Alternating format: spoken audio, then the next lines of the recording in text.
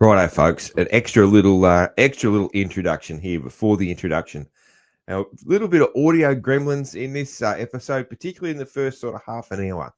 So my apologies for that. I thought about maybe just sort of cutting a lot of that out, but no, just leave it in. So just be mindful that if it's annoying you, skip about probably 25 minutes to half an hour in, and that'll be all past that. Sort of mostly at the start where we're making a bit of small talk before we really do get into talking about the 25 season. So my apologies for that. And while I'm going, let's just get into talking a little bit about Guts Racing. Very, very proud that they sponsor my show, gutsracing.com. That's a really easy website to remember, gutsracing.com. And what can you get from Guts? Of course, you can get seat covers. Everyone knows you can get seat covers. You can also get complete seats. You can get seat bases. You can get seat foams. You can get the ultra light seat foam. You can get custom seats, tall seats in 2 different sizes. You can get seat bumps. You can get the RJ wide wing seat. You can get a just incredible range of colors. Anything you can think of, you can get it. The website's amazing. You can go on there. You can choose your colors for all the different parts of your seat cover. You can choose the ballistic material. If you are a knee brace guy, particularly a knee brace guy that's really hard on the sides, you can go for that ballistic material. I know that's what my guy Scott Meshy does. And I noticed he is looks like he's back as a Guts athlete for 2025, which is good because otherwise I'd have to change this read, wouldn't I? So, and as Scott Meshy says, they're a butt gripper and they will make you a ripper. Also, Ken Roxon, Malcolm Stewart, RJ Hampshire, Phil Nicoletti. Well, he did. Who knows how much we'll see him this year. Who else? PRMX Kawasaki. Down here, CDR Yamaha, Empire Kawasaki. And the list just goes on and on.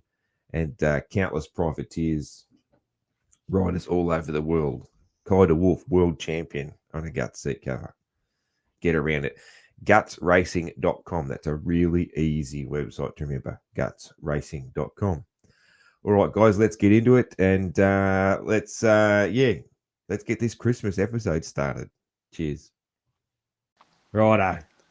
It's three bearded guys. Have a look at that. Righto. Merry Christmas. This is the Outside Gate with Steve Hall and the L4 Media Network.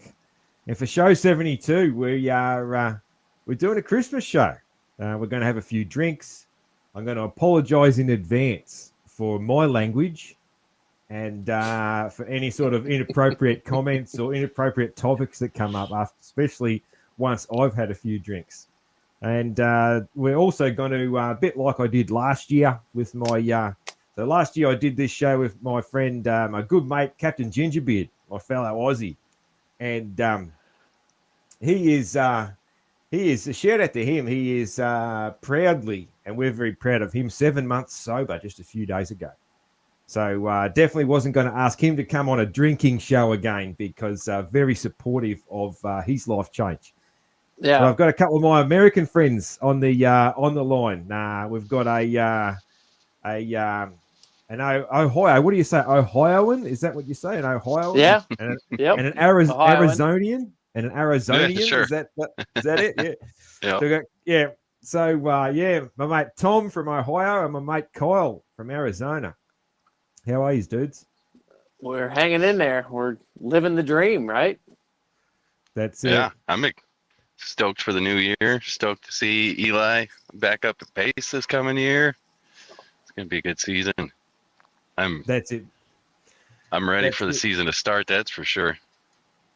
Yeah, we've just been talking off air about how this time last year we were all getting organised to meet up at A1, which was a big deal, especially a big deal for me. I've got my Anaheim T-shirt on. I think this is the first time I actually took it off the wall to put it on for this show. I think it's the first time it's been worn since maybe ever. Actually, the first time it's been worn.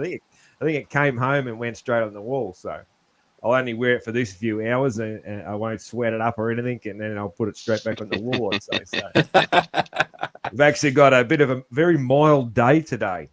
We've had a lot of hot weather, so which is good because when I close the door to the studio, it can get very bloody hot in here. There's no. It's one of the few rooms in the house without an aircon vent, so it gets hot in here. What temps you got there now? Because it's always fun.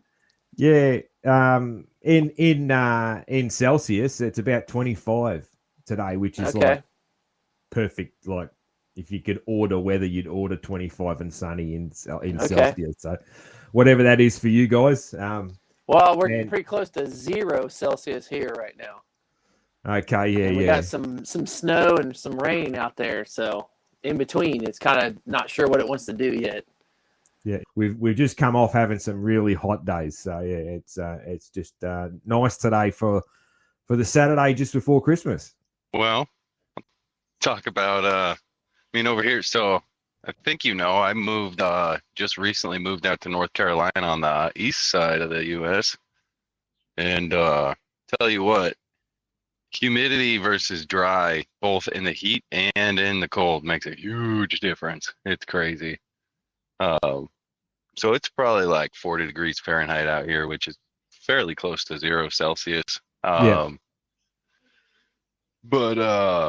that back in Arizona, we'd be a good 20 degrees cooler than that, and it would feel warmer than this does just because all the humidity out here. So it's getting used to just an entirely different type of weather out here. So the humidity is making a big difference with the cold.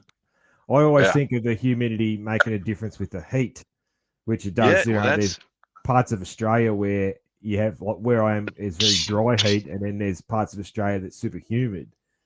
But I suppose we don't get enough of the cold to know about different colds. I suppose. What do you think about where parts of Australia that get humidity don't really get cold? So that's all news to me that would even make a difference. Yeah. Interesting. Yeah, it's news to me. Once I moved here, I found that out. So cool, man. Tom's back. Am I any better? Yeah, that sounds better, man. Good. Is it better? I could switch my phone if we need to. Yeah. No, you sound all right there, man. All right. Yeah. It's got to be just the internet connection. Yeah. You were saying before you broke up there, man. You were saying that it's about 0.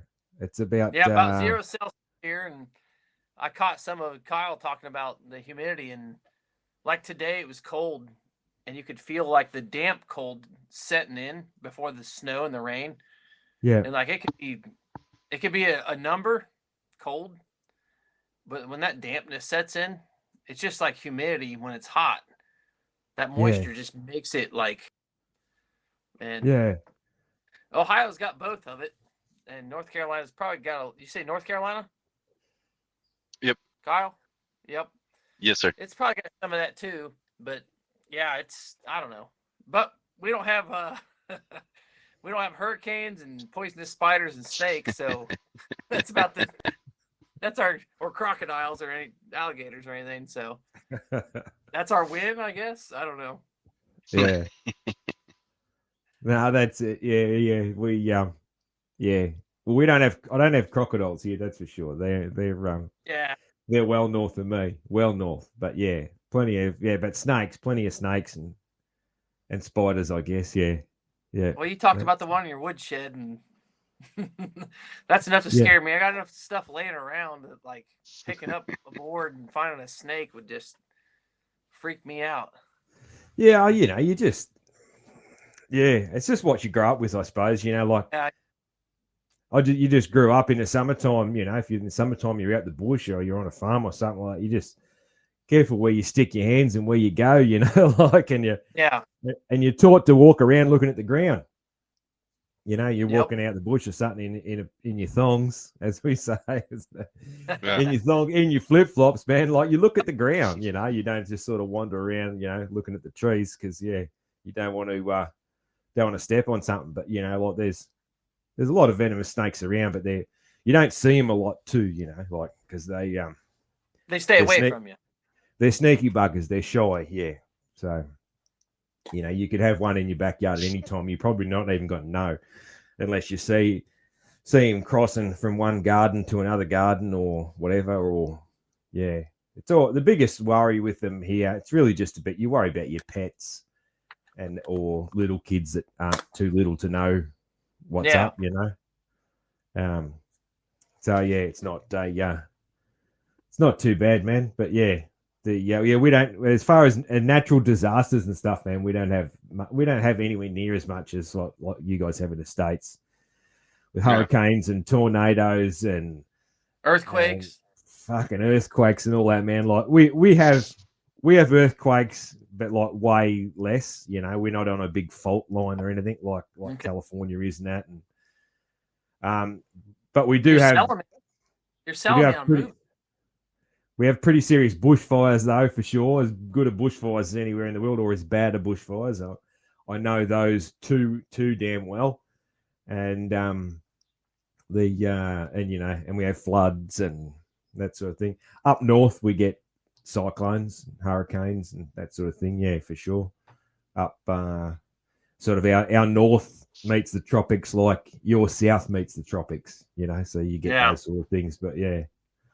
That's it, man. But yeah, heaps less than you guys have, though. Yeah, for sure, as far as natural disasters go. So, and that's where Arizona, they don't have anything. This is the first place I've lived that I actually have to worry about crap happening. Interesting. Yeah, Arizona's kind of off the map for that stuff. Might be hot and dry. We were up in the mountains, so we had forest fires and stuff. We were evacuated a couple times for forest fires, which then led to flooding, the next rain season. But as far as everything else, the rest of Arizona doesn't have, anything really to burn, and then it's just hot and dry everywhere else. So no earthquakes or tornadoes or anything like that. I mean, it's a rare thing. And then out here, they get hit by tornadoes all the freaking time. It's crazy. Well, it just had some nasty flooding in western North Carolina. Yeah, that was actually where we were planning on moving when we were originally making our plans to come out here, and then they got destroyed at Asheville. So we're up kind of north of that area. Okay. So you're how do you feel about the move then, man? Are you thinking like, oh, fuck it, we should do this, or you like sort of you still glad that you moved, or? Move was more family centered. My mother-in-law unfortunately found out she has rare cancer and moved out here to be close with them. So I'm not really an East Coast guy. Never really planned on leaving the West Coast area, but this circumstance is bigger than my comfort. So it's just a new adventure. Can't look at it in the wrong way. So just got to be excited where we're at and push forward. Yep. Yeah. Sorry to hear about your mother-in-law, man. Yeah, it's a bummer. But she's healthy as of now, and we got time left to make memories. So yeah. That's the way to look at it. So it's absolutely. And my boys, I have a 5, 3, and 1-year-old boy. They'll get good time with their grandparents, so it'll be good all the way around. And it's cheap out here, so that's nice. That's a real nice thing. House costs are about half of what they are in northern Arizona. So really, that's if not less than 50%. So that's a good thing, man. That's for sure. You blokes, I was just thinking how similar you guys are in some ways. So you both got wicked beards, you both love Hondas, and you've both got 3 boys. Is that right? Yeah. How about that? You guys are gonna be No wonder you two are mates. Huh?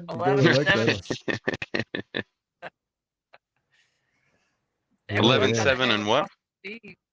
I got 11, 7, and 6. 6, that's right. And we got to hang with Aussie Steve and A1. Well. Like one-on-one hang with. Not just in the group. Like, you guys stayed together, and then we did some trucking Aussie Steve around there towards the end, hanging out. Yeah, that's right. I was bummed I didn't have that extra day to spend. You guys look like you guys had some fun the day after. Or was that the day before? I'm not sure. It was all good. You got jammed up on some flights, right? Isn't that what happened? Your flight got canceled, so you just drove? Well, I was supposed to drive, and then had issues with tires. That's right. And then took forever to get tires, and while I was sitting at Discount Tire, I ordered a flight and then drove to the airport and flew out. Yeah, I'm not going to lie. So, I got big FOMO at the moment thinking about A1, because this time last year I was like, I wouldn't say I was packing bags, because I packed bags probably the day before pretty quick, but I was well and truly, my mind was already on that plane, this time last year. That was a great experience, so I'm thankful I was there. That was awesome. It was worth it. Yeah. Oh, yeah. It was amazing. It's amazing. Let's talk a bit about Anaheim then. Hey, let's get into the small talk's over. Let's get into a bit of moto. So, like I said to you guys earlier, I didn't set any plans for how we're going to talk a little bit about season 25, because we don't really need to. We're three guys that are very, very passionate fans of the sport. And we know what's up, and so we're just going to bench race. It's just going to be totally loose program and have a few drinks. And speaking of that, I might grab my first Melbourne bitter of the show. So just bear with me for a sec. Just so deep. Let's see the label on that bad boy. On the beer. Yeah. There it is. Yeah, Melbourne bitter. Melbourne bitter. Yeah. It's probably my favorite. I've got sort of 2 or 3 different ones that I like. I don't always buy this beer. No, it's a light beer. Yeah, all your Aussie traditional ones are sort of a light coloured beer, and it's a bitter beer. Like our beers, they sort of will get called sort of our traditional beers. There'll be a bitter, a lager, or a draft. Okay. And the bitter beers are named as because they are a little bit bitter. So, yeah, probably the opposite taste to like a hoppy beer, I suppose, if you had to describe it some way. Okay. Very, very sort of crisp, sharp taste. So I'd probably like the bitter side, because I'm not a hoppy beer guy. Yeah. This so yeah, I like them anyway. Yeah, it's not the most popular Aussie beer, but a lot of Victorians. It's a bit of one. A lot of Victorians know about the old Melbourne bitter. What a good drop it is. So it's not one that even really gets sold much in other states. So yeah, it's very much a Victorian, a little Victorian favourite. So yeah, that's the go. And Tom's on the IPAs. Yeah, I've gotten it a little bit. Yeah. I still do a Coors Light. Yeah. To try to, because the IPAs are normally in them, so you gotta go careful with those. Got to go careful. That's it. For tonight, I thought I'd pull a couple IPAs out. Yeah. And Kyle's on the whiskey. Yep, and then that'll transition to some beer here in a little bit. So. Transitioning from the whiskey to the beer. Whiskey before beer. I never do that, man. I always the other way around. Beer before whiskey. Yeah, I think it. What you're saying? Beer before whiskey is risky, right? Or something like beer that. Before liquor, never the sticker. Whiskey before beer, you're in the clear. That's what it is. Hold up a second. I'll be right back. All right, he'll be right back. So yeah, what are you thinking? You wanted to get into A1. Like, yeah, man. I was listening to Whiskey Throttle, like I said, and I liked what they were saying. And we got Eli, Cooper, Sexton, and Hunter floating around there, and obviously Jet. Yeah. So I think Jet, Eli, Sexton, Cooper, maybe Jet, Sexton, Eli, Cooper. If everybody stays healthy, like that's the power ranking. I'm not saying that's where they'll finish, but like that's kind of where they'll be. And Hunter, Hunter's going to be in the mix. He's coming on. Yeah. He's been so Man, solid. I have I always a lot of the time I'll phrase things that what my heart says and what my head says, and honestly, my head believes that Jet is gonna just fucking smash everyone all year. That's what my head. Yeah. That's what my Unfortunately, head my head. I think it is going to be he's going to give him a hiding all year. If he doesn't head thinks. Some sort of crazy thing or a bike or something, he's there. That's who's what 2, I think. 3, 4 then is what we're talking. Yeah, I think that's where the argument is. Right? You know, I know a lot of this time of year, a lot of the media gets around trying to talk up the other guys. It's kind of the job of the media, I guess, you know, and I guess my show's small enough where I barely feel like media, so I probably don't do that. You know, I don't feel I need to talk up the other one's chances. I'm just going to shoot from the hip, and I think the Jet's going to just smash everyone. But that's what my head says. What my heart wants is like a 4-rider battle for 17 rounds, you know, and I want Eli and Coop to do really well. Because I always back the old boys, you know. So, I guess if we're all on a similar page with it, you know, there's no doubt. I mean, there's no doubt Jet's the massive favourite. Who's the biggest challenger? I think Hunter. I think Hunter's going to give him fits. Yeah. Hunter and Chase. Yeah. Is what my gut's telling me. I don't know. Chase last year just seemed like he struggled so much with the bike and Supercross. And I mean, I guess I'm hoping that maybe he's got the bike figured out. I hope. I just think Hunter a year on, and the way he came on in the outdoors at the end of the year, I think this year is going to go a lot better for him. I think there's going to be select rounds where Eli, Coop, you know, he's going to get fits from everybody, but I think, I think Hunter and Chase are the two that will be there the most often. But if I could will it into fruition, Eli would be the one every weekend battling him. So I'm just hoping Eli gets a couple wins before the end of the year, or even one would be awesome. So yeah, there is talk about the new Honda and getting the bike settled in. So that could play a role in Jet and Hunter, you know, taking off with it. Like if they don't quite have it figured out yet. But Dazzy and them guys, they figure bikes out. Like, I don't know. They talk about how Kenny and Chase, they say they messed up the bike that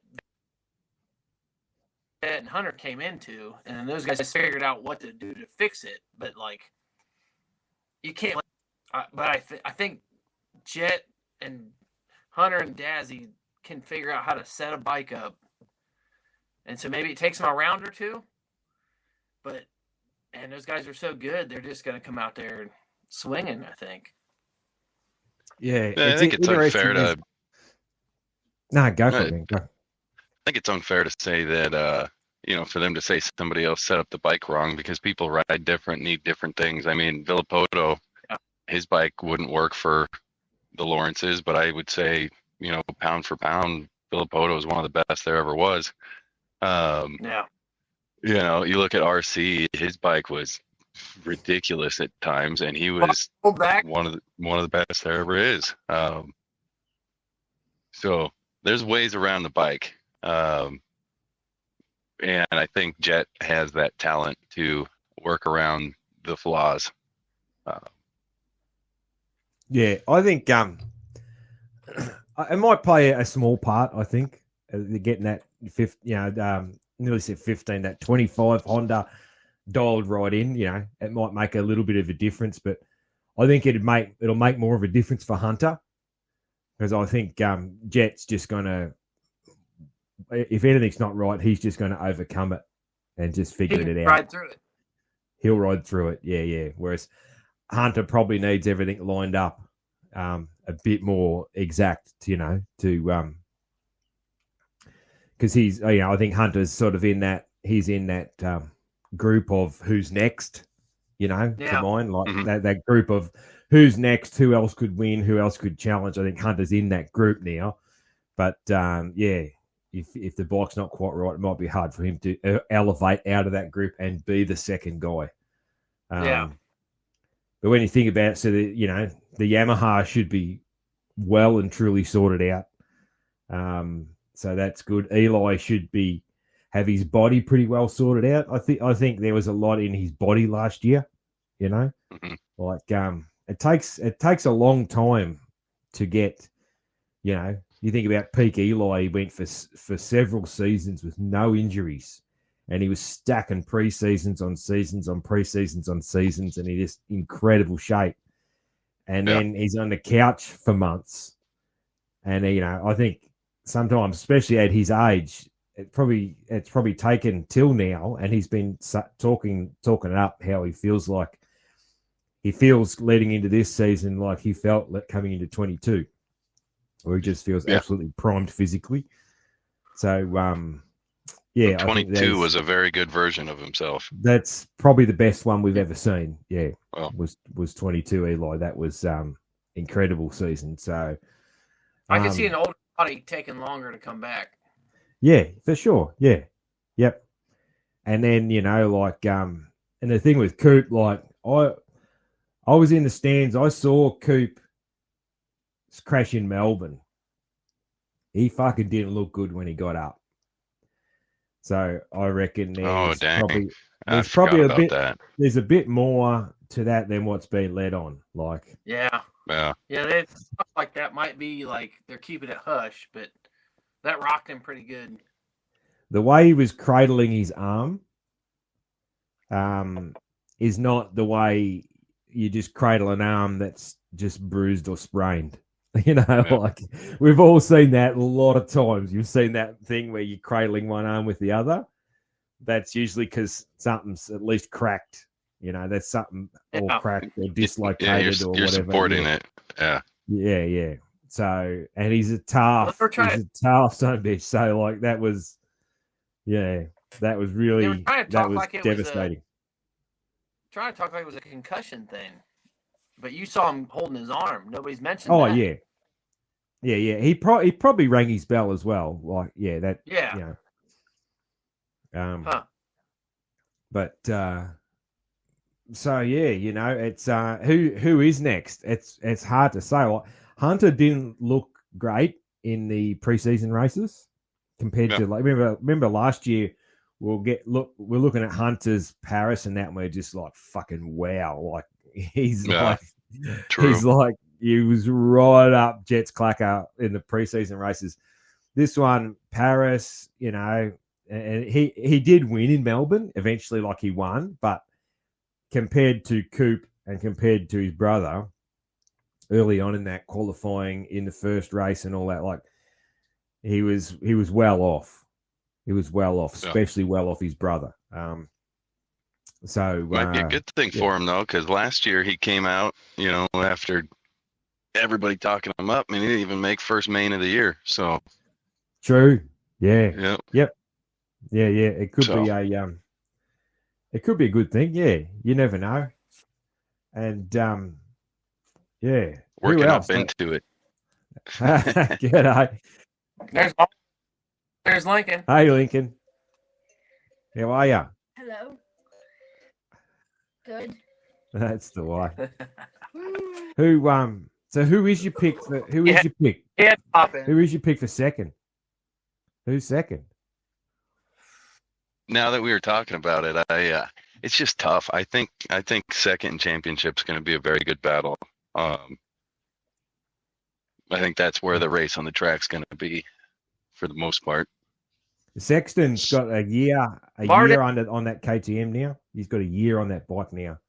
He is on his third mechanic though, too. So it's just like, Yeah, that adds to it. You're right. That adds to it. You get stuff figured out, and then you change mechanics. Okay, I'm thinking Sexton. Sexton for number 2. Why do you reckon Sexton? You can't deny Jet, but I think he's going to have it figured out this year. Him and Eli in 22 in the outdoors, like, I know it's outdoors, but like, man, he has it, and everybody gives him the asterisk when he wins the championship because the guy gets in. My biggest worry with Sexton is I feel like he's a different rider when Jet's on the track. Yes. Yeah. I feel like when Jet's on the track, he makes a lot of mistakes that just don't make a lot of sense. And then he can't pass him. If he's behind him, I don't think I've ever seen him pass Jet where Jet wasn't on the ground. Maybe one time outdoors. Yeah, I can't remember. It might have happened, but it's very rare. And it's not like they're and Jet's a good starter, so that's not a good thing because Jet's normally ahead of him on track. And even if Chase is rolling faster than him, I don't think he can pass Jet. I think he has a mental block with him. Yeah, it really seems that way, doesn't it? It does seem that way. Yeah, it's a bugger, like it's. Because we want to see that. We want to see it, I don't think we saw the best of Chase all last year, which is crazy because he won a lot outdoors for sure, outdoor champion. But still, like, we did see the best of Chase. We saw it in Moto2 at Hangtown. Yeah. that was like the best anyone's ever ridden ever of all time, maybe. But yeah, that was a one-off special. But for a lot of the year, and we certainly didn't see the best of him in Supercross. So, imagine if Chase comes out and wins A1 straight up. Yeah. Like, imagine if he jet hole shots, chases third, works his way up, passes him, and beats him at A1. What a fucking amazing setup for the season that would be. That'd be just like, wow, what the hell? It'd be, we would be all just so pumped for that if that was the case. Tom's back. How's your sound now, man? How do you guys think? How's That's it sound? heaps better. Great. Man. That's heaps better. Great. Man. Yeah. Why is my iPad so bad? Don't know, man. But yeah, your phone sounds great, man. Yeah. That's a shame. Yeah. Nah, all good, man. A lot of time people jump on the show on their phone, and it usually works pretty well. So yeah. I'm on my phone right now. Yeah. Yeah, it works pretty well. So don't stress. We were just talking when you were changing your machinery there. We were just talking about Chase, man, and Jet being in his head a little bit, and how good it would be if we see peak Chase. Imagine if Chase wins A1. Yeah. Imagine if he chases down and passes Jet and wins A1. The confidence that would give him. Yeah. Yeah. And you guys know I'm always here for a good story, man. Imagine the story of that. and then it'll be like Jet fighting back and, like, wow, he's a challenge. Like, I'm excited thinking about it, So I kind of feel like Jet is like passing and beating Jet would unlock Chase, kind of like a rider's first win will unlock more wins. I think it takes the one time and then it can actually start happening consistently, but it's getting to that point. Yeah. He's got like we were talking when you were off the phone. He's got to slay the dragon, man. That would be him slaying the dragon. It's like, righto, fucking now I'm here, Yeah. Well, because there was a couple races that like I said, I'm going back to moto, but a couple races in moto where he almost got him, or either passed him and then got passed back by Jet. Yeah, and like that pass back is almost like the worst thing that can happen. Yeah, that's double the worst thing that negative can happen. of the pass. So yes, it is, man. Yeah, it's a mental thing. It's all mental.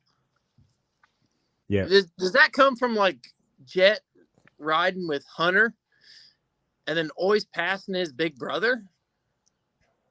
Like once Jet came up and started passing Hunter, and Hunter had some injuries and stuff, and like so mentally it just built Jet up to what he is now. I don't know, man. Like I don't know how you answer that, but that kid's he's got no chinks in his armor, man. Well, he's got no chinks in his armor on the track. Yeah. The chink in his armor is his emotions around things off the track. Yeah. Yeah. Yep. But it still doesn't seem to matter much when the helmet goes on, man, does it? Like, nope. Not at all. His ability to win from the front, his ability to come through the pack, his ability to make the most just filthy, unfucking believable passes that there is no spot to pass. There's no possible chance and anyone else in the world could make that pass, and he will pass people. Like, so there's no weakness, man. So, maybe someone getting to a stage where they give him a bit of a mental thing in a race is what they need to do, but they're going to have to be fast enough to do it. So in the end, got to be fast enough to do it. So, and it's hard. It's hard when he gets the starts, man. It's kind of crazy because like Ricky and RV and James and those guys just had blistering speed over the other guys. I can't take it away. I guess they probably also had the mental, but like, I don't know. Jet kind of has like this crazy speed, and then he's got some mental stuff where he can just stay above it and demoralize the competition too. Which I don't know. I guess Ricky and those guys did it as well. To me, he's the closest thing to McGrath without being the cool guy off the track. That's a good way to put it. Yeah, McGrath knew he was winning before the year started. He just knew he was winning. He knew he was getting a good start. He knew he was winning, and it was no problem to anybody else. He just knew he was winning, and I think that's Jet. He knows he's winning when he goes to the track. And if you guys listen to Pulp, McGrath was talking to them, and they asked him, "What do you think? The mentality is? If you have the perfect bike, everything's set up, how much is mentality?" And he said at least 50%. And so that means you could have a perfect bike, perfect everything. If your head's not 100% in it, you're not going to do it. You're not. And it's crazy. And that's where I do think there's that block for Chase when Jet's on the track. Because you look at those motos once Jet was hurt, the way that man rode was insane. Yeah. Where was that 3 races earlier? It's just crazy. He was the big dog. He was the big dog again, So it's like he was pissing on all the tires after, once Jet was gone. Yeah. He hit the gate knowing that he was the fastest guy. When Jet's out there, that gets in his head and takes that percentage away from him. Yeah.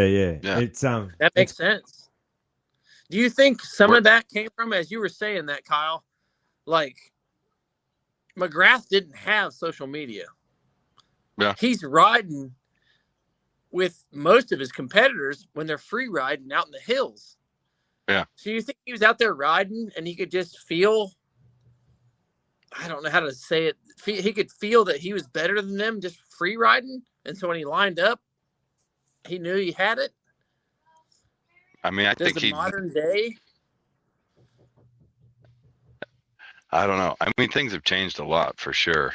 For sure, things have changed. The fact of training used to be going out to the hills, and those guys rarely hit the weights. And then there was guys like Mike LaRocco that didn't have the talent, but all he did was train. He'll be strong at lap, 30 in a national, and that's where he got his podiums and some of his wins. Where a guy like McGrath, he did his work in the first 5 minutes of the race and then just held on to it. Yeah. And then now there's no doing that because, a guy like Jet has to do 25 minutes before he can, kind of back off a bit, where McGrath didn't have to go that long back in his heyday because nobody was, the peaks of everybody now, they're so close. When you look at the lap times and the top 15 are less than a second apart, and it's like, I know dabbing my foot's like half a second in the corner. So the fact that they're that close is, it's pretty insane. So I think, I don't even think that Jet's that much faster than everybody. I think he just has the most rounded package mentality. And that's where we'll see with the bike this year. But I think they know the direction they want to go with the bike, so they'll get it there before the year starts. It's Honda. They're just sweet bikes. Right. Ride red. Oh. That's it. Yeah. Who else? Got Honda sponsorship for you, Steve. Who's so who's winning races this year in the 450s? Oh, Jet, Eli. Eli's got to get one. Coop's got to win. Sexton, Cooper will get one that he just digs it out to the end. Yeah. It's a messy start, and he'll be up front, and he'll grit it out to the end and get one, at least one. And Chase and Hunter. Kind of see Chase getting one. Yeah. Hunter's the same as, he's almost like a mini Coop. Yeah. He's always there at the end. Yeah. Yeah. He may not have the best start, but he's always top 5, and he'll just be there. Oh. Is there anyone else? I'd love AP, Jason. AP get I'm one? hoping. Jason? I'd love to see. I'm hoping AP Jason turns it around. Yeah, Bart AP. I just feel like that's a long shot, and I feel like all these guys. I feel like there's going to be 4 winners this year, and there'll be 3 outside of Jet, and it's a toss-up between the rest of them. I don't like what you're saying, but I agree with it. I don't like what I'm saying either because I'm not even a Jet fan. I just respect what I see. I'm a fan of him, but when somebody wins that much, you're like, oh, we need some new stuff. So you're like, internally, you're like, I want somebody else, but I'm still a fan of what he can do. He's a damn foreigner. Huh? No, that's not it. Unfortunately, instead of I know, man. Where my tipping point was in 250s. There's a 450, I think, heat race on, and it cuts away from the racing action and shows Jet in a hot tub. I'm like, don't do this to me. I don't care about I like him on the track, but they started shoving him down the throats of everybody, and then people got sick of it. Yeah, and it has nothing to do with him being a foreigner for most people. Now, there's racist of every kind out there, and you can't. Yeah. Now the and we were all watching and talking at the time, the way the family got just shoved down our throats on the broadcasts for several years. It pissed a lot of people off. Yep. And then added to that the marketing train behind him that, in my opinion, was not authentic to his personality at all. Yeah. And that pissed people off, the marketing train. Honestly, if he had been more presented to the fans as the pretty relaxed, funny Aussie kid that he is. Yeah, goofy kid, yeah. They would fucking love him. And if he wasn't shoved down our throat then, but the hype train and the donuts and the special stand and the special pre-race things and all these things that other blokes didn't get and all this hype train around him. 100%. And then that was all forced just constantly on the broadcasts. That's what fucked him over. Because he's like, taken from experience, like Americans like a laid back fucking Aussie. I'm speaking from experience here, you know, like, we love you. Ask Paul Hogan, ask Steve Irwin if he was still alive. Like, Jet's got that sort of personality. He really does. Yeah. He's a real fair income Aussie. Like, and if that was more what was on show, people would have fucking loved him. And I think the fans will come around to that because, you know, the older he gets, the more that'll probably shine through, and he'll leave a bit of the hype train behind in his wake, and also too, the results will stack up, and I think people will love him. But you know, I say all this, but that hype train has made him a lot of money. Absolutely. And it's made some others a lot of money too. So, you know, and these comments won't endear me to certain people, but, you know, me, I don't give a fuck. But, you know, but I like Jet. I reckon Jet's a fucking cool kid, and I do like him. You know, I think it's absolutely fantastic what he's doing for Australian moto. But but I'm totally, you know, like I said, I think that the way his fame's been handled by others and hasn't done him any favors in the eyes of the fans. Does he get bored? He might get bored, man. You never know. There's talk like he's going to get bored. He's not going to like the Instagram and the social media comments. Does he get bored? And he's like, fuck it, I'm out. Kind of like RV and Dungy didn't leave tour, whatever. Those guys kind of left early. Like, if he's doing that good, he's like, I got my cars. I got this. Yeah. Like, why do I need the hate on social media? Honestly, man, that might happen, and if it does, well, fucking good on him. Yeah. Well, he's got free choice. Yeah, you know, man, you got everything you ever wanted. Fucking do whatever you want, man. Like if he wants to only do, you know, another 3 years, 2 years, whatever. You know, well, I think he might win 6 more titles in the next 2 years, and then just be like. But I also think he's the type of guy, he could pick up some other type of motorsport and do very well and a lot. I could see him getting into something with 4 wheels and just whatever. He's got that muscle memory. Yeah. This technique. Yeah. Yeah. I remember he can do. He just has the focus to do the right thing every lap at every point. And he's really got that fast brain. Sort of, he's got that fast brain, fast eye hand coordination in that. I remember, I don't know if it was either Dazzy or Johnny O was being interviewed, and they were talking about how it was just incredible how he had that sort of fast eye thing. That's why he can make these little adjustments and things mid corner, mid face of a jump. He can do these little things that just, when you just look at it and you go, how the fuck did that happen? You know, because everything's coming at him slower than it would most other people. So that's, you know, he could do anything, man. He could, I think he could go, you know, drive a rally car, drive a NASCAR, whatever you like, you know, and just crush it. I reckon, like, be like MotoGP. Yeah.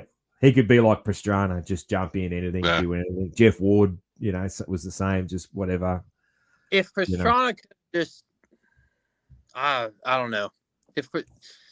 I grew up with him because he's close to my age, and I remember seeing him at Troy, Ohio, when we had that track here. That guy, like, man, he wasn't as smooth as Jet, so I think it made it more like entertaining. But man, he could, like you said, he could touch anything and be great at it. There's similarities there, though, man. I was thinking just the other day about a bit of a. I've been watching. I mean, well, I'm always watching old races, but a bit of a timeline of people with that beautiful riding style, that like how the fuck did they do that riding style? And I was thinking about like probably the first one that always comes to mind was David Bailey. He was just this silky smooth, and then Ron Lachine was the same. Mm-hmm. Came shortly after or at the same time for a while, and then Jean-Michel Bale is probably the most closest to Jet. You watch some old videos of him. There's actually Racer X put up 500 national video fairly recently that Bale, he doesn't get a good start, and he carves through Bradshaw, Stanton, and Ward on a 500 on this shitty, dusty. I'm trying to think which track it was. This shitty, dusty track conditions and all that. And it's just smooth as silk. And he's just passing them where there's nowhere to pass and all that. And you just look at that and you're like, wow, that looks familiar to someone nowadays. So Bale. And then, Travis. Travis's style, unbelievable. Travis was a little bit more loose at times. Loose at times, but when Travis was being smooth, it was really smooth too, but he could get to hang it right out stage. So it was a bit of a mixture there. But smooth, and watch him in Travis, the laps, every lap in the whoops. Yeah. And then it's funny, that we think of we all thought of Chase as in this sense as how smooth Chase was until Jet come along. It's crazy. He's got to have Jet's face on a dartboard, doesn't he? Because Chase was the next big thing. He was the smooth, perfect form, rider that everyone was talking about how nice he rides and all that. And the fastest pure speed guy, And you can still remember Eli saying like I didn't have the speed for Chase today. He actually admitted it. Remember that? I couldn't run with Chase today. And then he's doing all this, and then it's almost like it's just like the shiny new model just arrived in the Jet. It's like, and he's a bit smoother, a bit faster. There's all this, and just sort of just push Chase to the side a bit. So yeah, but yeah, man, it's how's crazy. Who's the guy going to Cowie? Prado. Yeah, how do you think he's going to do? I think I don't really have big expectations for Supercross. Just do you think he'll make every round? Make it through the season safe, learn. That's all you want from Supercross for his first, full season. But I think when we go outdoors, man, he's more than like, look out, because he is, I don't know how much you guys have followed MXGP. Prado's probably the best starter. Oh, for sure. Of any series ever worldwide. Yeah. He is like the best starter of all time. Like better than Alessi, better than all these guys. Like he is unbelievable starter. Like Alessi. Yeah, and then those qualifying days, incredible at those days too. Yeah, even better than Alessi. Starter and early lap. So think of starting better than Alessi and having the same sort of early lap sprint speed as Kenny. I was going to say. That's Prado. So that's perfect. He is going to get the starts with Jet outdoors and beat him on some starts, and that'll be really interesting. And that early lap pace where Jet usually sort of pulls away, he'll be on it. He should be right on him or in front of him. So I'm excited for that. Just don't hurt yourself in Supercross, I can't wait. Yes, exactly. I can't wait for outdoors now. Yeah. And then also too, I love the look. I love the Fox, the Cowie. I love that he's running the pink gear. I hope that stays a thing. It looks awesome. Yeah. It's looking very 90s. I just don't like that front number. Yeah, I like I kind of like the number 70. I think I don't know. Yeah, I think I like the Yeah, number but his 70. 7 was weird in the photos I seen. It was a really weird looking 7 on the front Oh, number okay, plate. yeah, I hadn't noticed that, but yeah, and then I also love the fact that he said that because we've had plenty of French, obviously Aussies. There has been you go way back. There was Belgian riders. Who had Kenny, the German. That there hasn't been a Spanish guy that's done this. That hasn't happened. That's a good point. And he did say that he thinks he might pick up some fans of Spanish-speaking fans in America. Even though they're not Spanish, they're Spanish-speaking. Yeah. So that'll be interesting. I just find that interesting. I hope he really leans into it. For sure. If he gets on the podium, rock out a bit of Spanish stuff on the podium, and you'll get Spanish-speaking Americans that'll be just like, this is our guy. He might carve himself a little niche fan base there, which is I think that's a cool story. I think that's something really cool. So, what about the frame transition for him? That's some guys that makes a big difference. Some guys it doesn't matter. Yeah. Just DB talked about it. I can't remember if he came up on a different frame or if he's been on steel for a minute. I think he's been on steel his whole life. Wow. Okay. Yeah, because he came through. Well, I think all little bikes are steel, definitely on big bikes. Definitely on big bikes, yeah. So yeah, even if he was on Japanese little bikes, they're steel anyway. So like he's definitely steel frame. So I mean, that's not a world ender, but like it's something to think about. Like he's got to figure out how. Yeah, it also depends because sometimes people get on aluminum and they just gel better with the bike or vice versa. And I've heard, things I've heard, those Austrian bikes are stiffer than the Japanese anymore anyways. Yeah, it's funny. Yeah, the steel bikes are stiffer nowadays, which I like that we have the difference. You know what I mean? Instead of everything being the same. Interesting with those. Sorry there. I got a call coming in. Oh, no worries, man. No, you guys lost me. No, I got you. No, we got you. You might have lost us. I'm just going to grab another beer. I think it's interesting with Triumph coming in, building their own type of frame, and now Ducati's coming in. They're going to have their own frame. It's going to be interesting with the different chassis types, the different suspension people are bringing over, and I'm curious to see what Ducati looks like as a finished product. The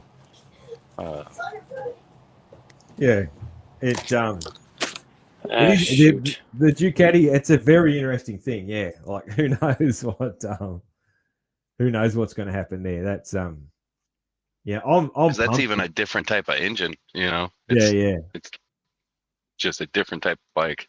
Yeah. It the Desmo system and all that. Like I actually I can't see how it is of any value in a motocross bike. So yeah, I'm not sold on it, and I'm no engineer. I don't even know really what it does. I've never.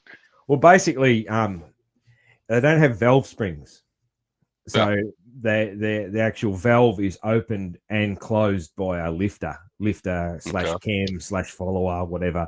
I can't remember the exact, but it's mechanically closed. It's not closed by a spring, so that you can't like get into over rev and valve float with them. Mm-hmm. So they can rev to the moon and make really, really massive high rev power. But I see that being good on a 250. I can see it being good on a 250, definitely. But on a 450, it's pointless. Like these guys just need a 3-speed. Jet's bike is not even a extra powerful 450, and he's the fastest guy in the world. Like, they don't need the power the 450s make already. They're actually Jet's bike is mellow, like But it might be a way they could reduce gear. Drop to a 3 or 4 speed. Yeah, maybe there might be certain things, possibly. Yeah. there's a lot of things that could, could be a I lot don't more really to know. it. But I know a that factory sort of- 450 is too fast for me. So yeah. Well, it's too fast. It's too fast for everyone except for Eli. Eli's the only one that wants all that 450 power. But he's he's a rare exception, man. Yeah. So it's crazy, isn't it? And but yeah, and 250, I can see it being, because 250, you want the power, Yeah. But the 450, I don't see the benefit. And also, when I think about it, my uneducated opinion on it all, it sounds high maintenance as well. It does sound high maintenance, because like if what it's like when you're when you need to shim the valves on your bike, on your 4-stroke, like it's pretty easy. It's kind of doubling the chance of needing to do that, I guess, with their system. So I don't know. I could be wrong. Like I said, it's a fairly uneducated opinion, but I think anytime you're adding more RPMs to anything, it's higher risk of failure of things too. True, yeah. As my when I was an apprentice mechanic, I remember a guy saying to me, because I used to rev the shit out of everything, and he'd say, remember, every time that piston gets to the top, it's got to stop before it comes back down. So this old guy used to say to me, he's like, revs kill everything, he'd say, yeah. But yeah.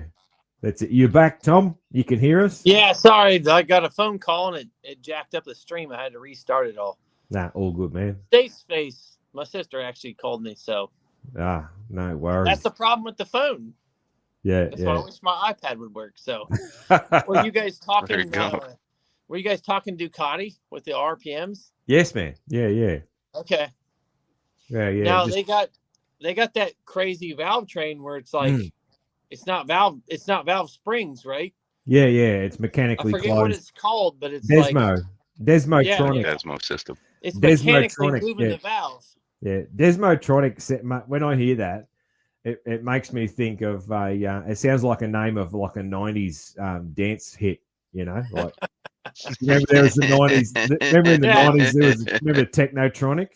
Yeah, Technotronic. They did Pump Up the Jam, which is one of the greatest dance songs, probably the greatest dance song of all time, to be honest. Technotronic, Pump Up the Jam.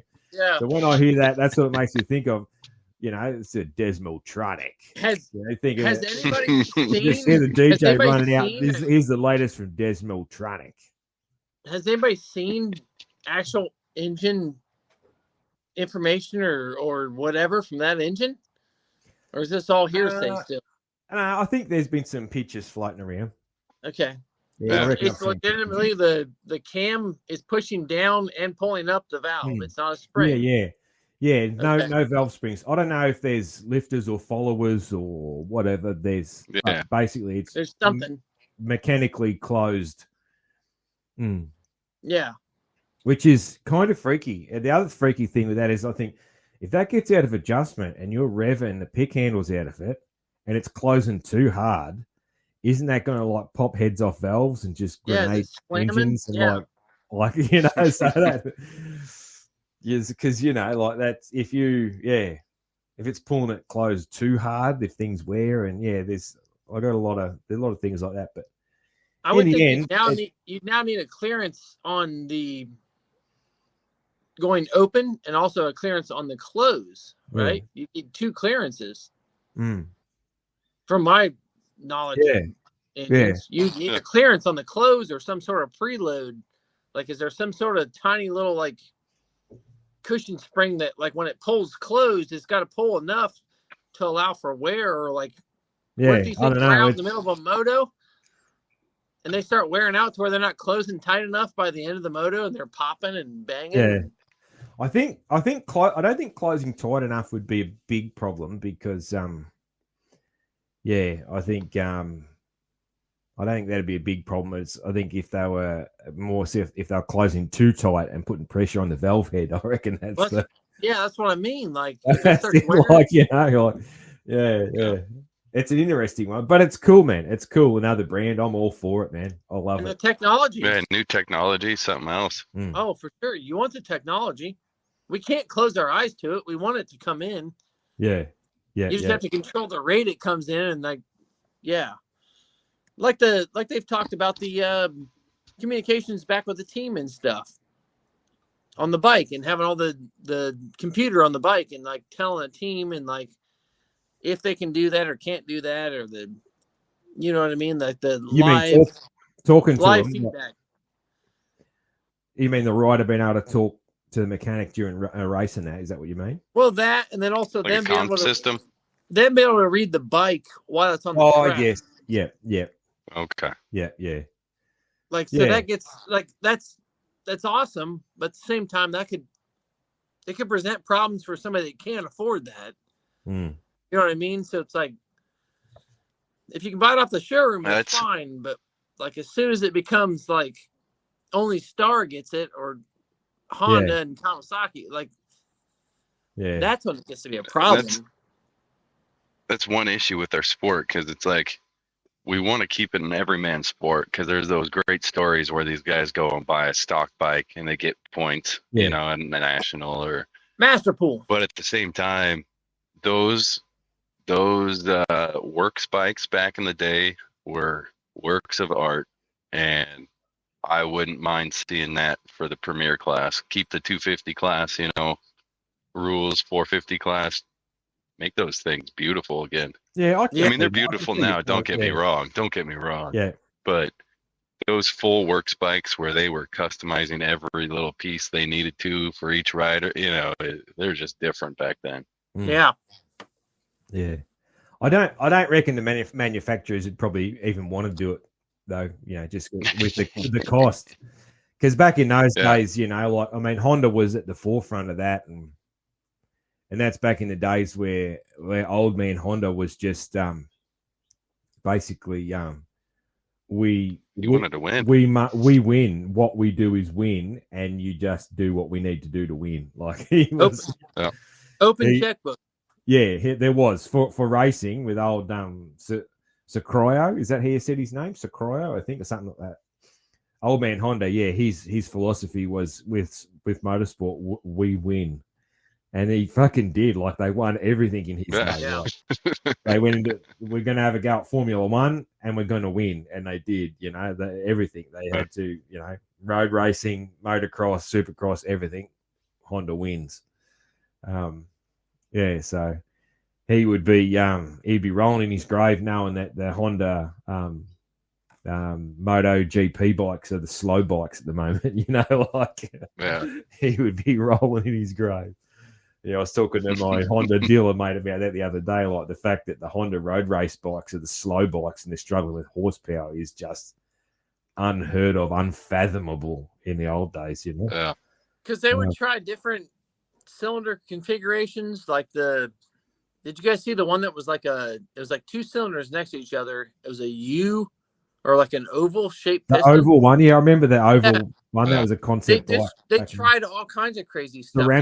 Ceramic pistons and oval pistons and all this crazy shit. Yeah, Honda always did everything like what's crazy? Dual exhaust. Like, that's not that crazy, but motocross, they're the only ones that have done it. Yeah. Actually, I always liked that dual exhaust bikes. I thought they looked sweet. It looks cool. Yeah, like it just looked cool. It did. I liked it. I'm a Honda guy, so I'm biased. Yeah. I got a dual exhaust bike right now. Yeah, I have one too. Yeah, that's it. So, who else haven't we talked about then? So we've talked about the 250s. Have we got to them yet? No, just thinking on 450s. You know, Kenny. How's Kenny going this year? How's Kenny going this year? Same again. I've seen. I think there'll be a couple of good rounds, and outside of that, it'll just be 5 to 7 guy. Yeah. Yeah. If he won a race, it wouldn't shock you though. So, you know, like normal Kenny stuff. No, it wouldn't shock me. It would shock multiple races, but one race wouldn't shock me. And if he's 8th, it wouldn't shock you either. Yeah. No.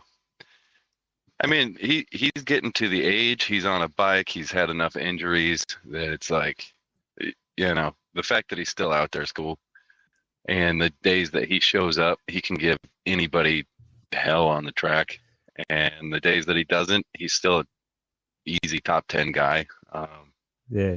The problem for him is there's so many fast guys there now that if he's not 100% on his game, he's not getting a third place. What he's not going to get podiums unless he's battling for the lead as well. I think it has to be one of those nights where he's on it, so he's going to be up battling up front. Otherwise, he won't be close to that podium. What I find interesting is they've changed the suspension tech for his bike. Yeah.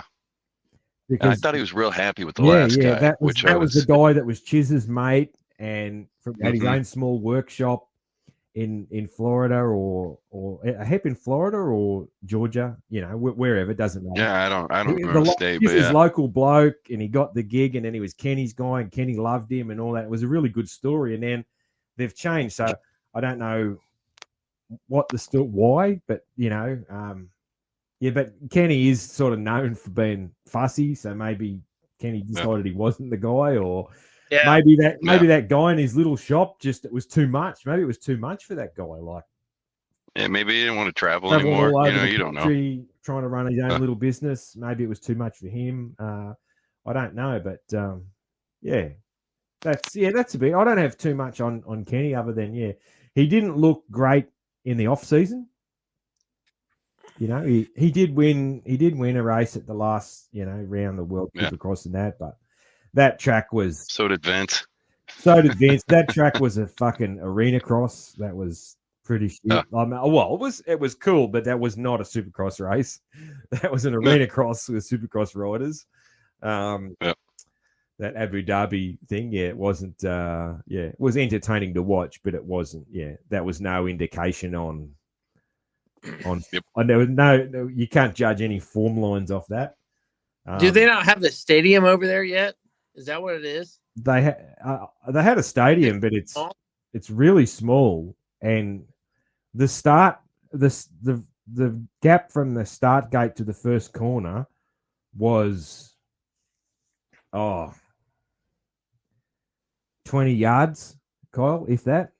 Yeah, I was gonna say 50 feet. Yeah, that's about the same. Yeah, into a 90 degree narrow turn, and into a 90 degree left that then narrowed to go through a door into the stadium. Yep. It was like it was look janky, and then above the start gate you could see all the air conditioner vents and all that. Like it was, it wasn't great. I don't want to pick on them, but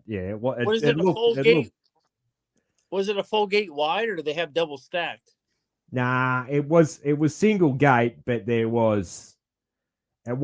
I don't know how many. There was probably only 15 or 20 wide. Yeah.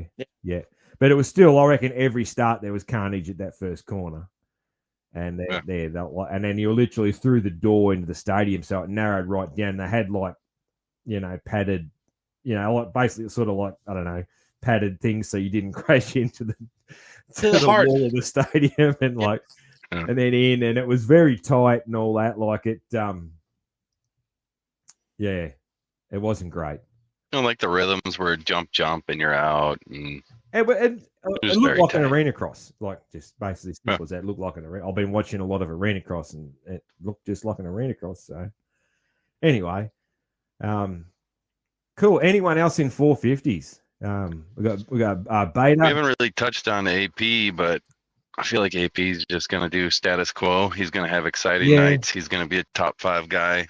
I hope AP wins the championship, to be honest. But I think my expectations really is just to do his thing, be who he is. Hope he wins another race, get a couple podiums. Yeah, if he could get a race, get some podiums, finish in the top 5 overall, would be awesome. And then go outdoors maybe, and I don't know, show up a little bit better. Yeah. He's not a bad. He's good at both. So But Yeah. but the outdoors, He's great at both. the outdoors shows up and like the fans are there. So Yeah. and he lets loose a little more. yeah, he warms up a little bit towards the end of the season. Yeah. And- Hopefully he gets on a podium, gets to throw a dildo again, and oh shit. that's it. Just thinking of other teams, we've got Bam Bam, we've got Malcolm. Yeah, where's Bam Bam gonna be? Is He's Malcolm gotta be- going to have a better year? Huh? Malcolm going to have a better year? I'm a big fan of both those guys, but both of them, Yeah. I think, I can't see this year being better than previous ones. They're getting older. They're getting Right. older. Simple as that, Like I said, big fan of them. So, and I'm same as I'm a big fan of AP. Like I like all those guys that are fun, but they're getting a bit Yeah. older, and I think I can't see this being a better year. I think they're going to be filling out the rest of the top 10, Yeah. That's about where I think they're at. Other What about teams. Jake? How do you think Craig? What about Craig on the Yamaha? Firstly, Craig- that's so fucking weird. Firstly, that is Yeah. such a weird thing because he's been really not good, and he's obviously his elbow is really not good, and then to land back on the team everyone wants to be on, and all that. And I know he's going to be helping coach Deegan and the 250 kids and all that. There's more. It's a bit of a transitional role for him, I guess. Yeah. But geez, he's fucking lucky, I guess, because honestly, I would have thought he didn't even have a ride this year. That's Not even with the satellite, even. I would have thought he was Yeah. probably done. And I so, think- Either retire or do your own team.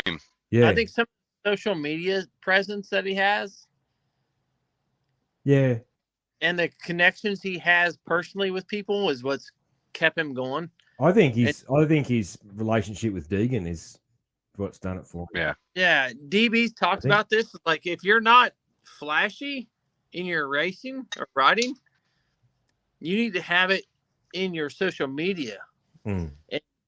or interactions. And I think probably the Deegan interaction is probably the best.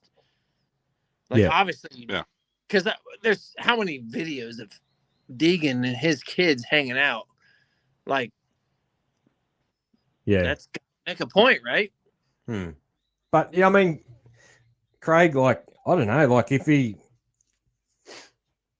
at Anaheim, man, if he's fifth, I'll be like, yeah, like I'm not going to be surprised, and if he's 15th, I'm not going to be surprised either. Yeah. Like The unfortunate side is when he made the move to Husky, that was the shock of how far back he went from where he was before. yeah, He was rock solid on that Yamaha 450 in the outdoors. I mean, he was a podium guy consistently on that bike, and then he shows up on the Husky and he Yeah. can't go through whoops anymore. yeah, And then I feel like his confidence just dropped, and then he started making The- mistakes, and then had a bad crash, and yeah. The just kind of snowballed for him. that year he went to Husky, that Husky was having problems with the whoops.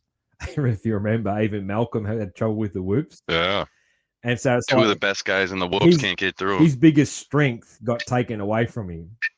Yep. So there was that, and then that bike And took 9 whoops. 18 months. That bike took 18 months to sort out. Remember RJ was very Yeah. vocal about the 250 because all that same frame and all that. Like, and Coop hated it, and that bike was a bit of a shitter for a start till they sorted it out, and then in that time he also crashes and destroys his arm. So it's all it all went wrong for him, They after went to that. 9 whoops too. Yep. Like, it wasn't real whoops. Like, you could jump through them and be as fast as a guy could blitz them. Yeah. Well, Let's hope for 10 whoops this year. I think it's 9 again, and no dragons back. No dragons back as well, is what they were saying. 9 again? I Yeah. The problem is, I get the dragons back, but the dragons back are fine if they don't add a landing right after it that you can smash your brain into. Mm. I mean, if it was to like flat, it'd be fine. Dragons to flat would be way safer. Yeah. And if somebody endos off of it, they're not landing their face into a jump like we've seen so many guys do. Mm. Yeah. I don't know. There's situations where they could solve some of the issues. I mean, it's just like I think they should have nets on every single 90-degree corner or 180-degree corner in the whole track. Mm. Why do they only pick like 2 or 3? Yeah. Interesting. Coming in fast or whatever, maybe. Mm. Yeah, man. We haven't talked to Jay Coop. I think Jay Coop's going to have a good year. Him earlier. Jay Coop, yeah, man. Yeah. He's got to be close to top 5. I think he'll get a couple podiums. Definitely, yeah. I wouldn't be surprised if he got lots of podiums, actually.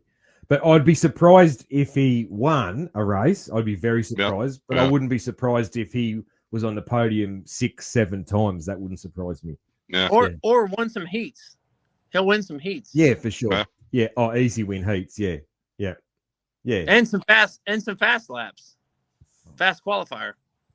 Yeah. Yeah. Yeah. That guy can qualify. That.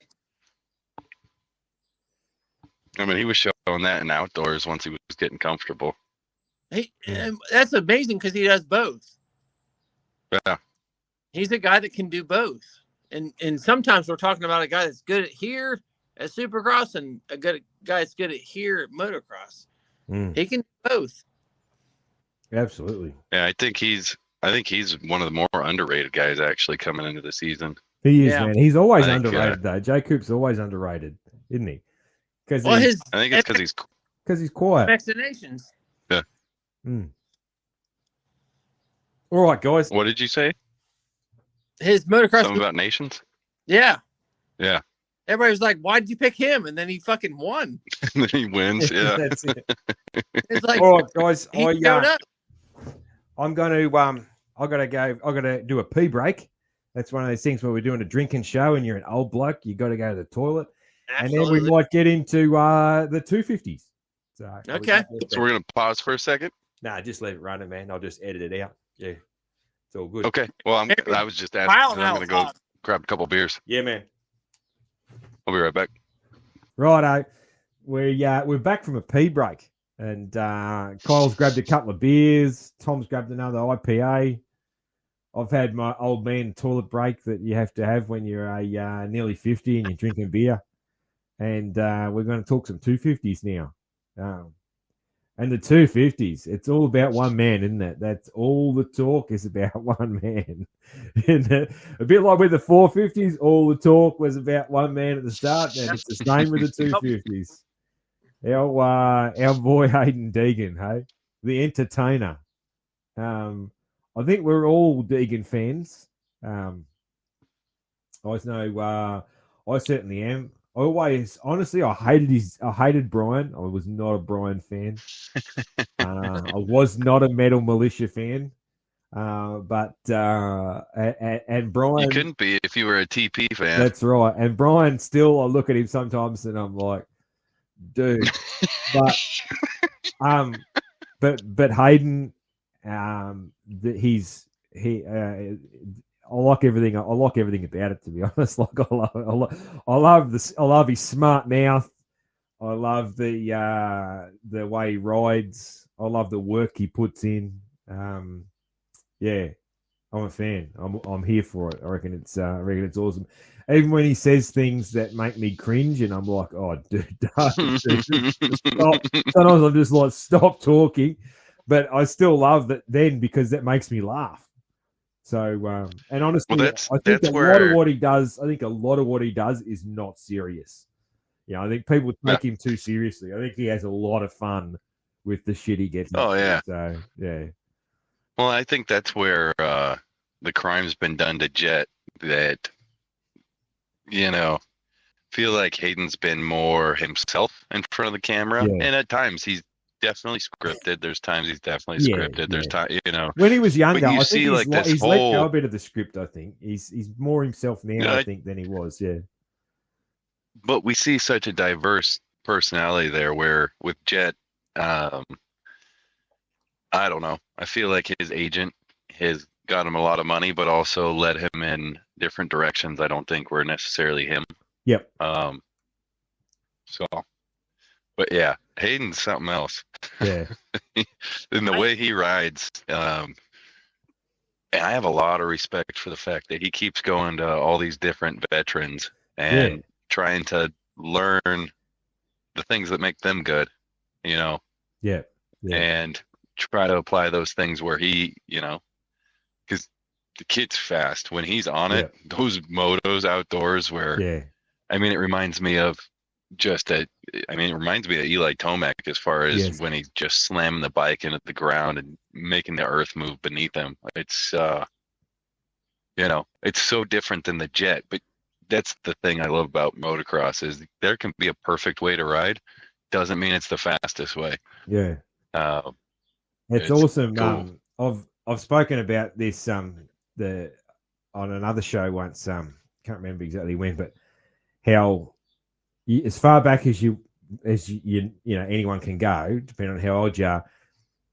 There's been a top rider who was really smooth, and then there'll be a top rider who was a bulldog, and then there'll be one that's really smooth, and then there'll be one that's a bulldog. It keeps overlapping because everyone will be trying to be smooth like the top guy at the time, and then someone comes along who'll just hit shit harder than that guy did. And he'll overtake him, and then they'll all raise to his level, and then someone will figure out how to hit that shit harder but smoother, and then the smoothness will come back in. It keeps overlapping and just getting better and better. And it's happening right now, you know. So when we see Deegs take on Jet, which the whole moto world is drooling about already, that's when we'll see the bulldog taking on the smooth guy again. You know, it's happened repeatedly throughout history. You know, very famous ones. You know, when RJ started beating David Bailey. You know, obviously Anaheim '86 is the famous one that everyone thinks of, but RJ was a bulldog. RJ was like Deacon. He would just hit stuff harder than anyone else. He was strong, and he beat the guy with the beautiful style in Bailey, and it just goes, you know, on and on and on like that. McGrath, you know, beautiful style, and then RC comes along, who's just this little nugget who will just hit stuff harder than anyone else, you know. And just outlast him, you know. So it was, it's happened over and over again.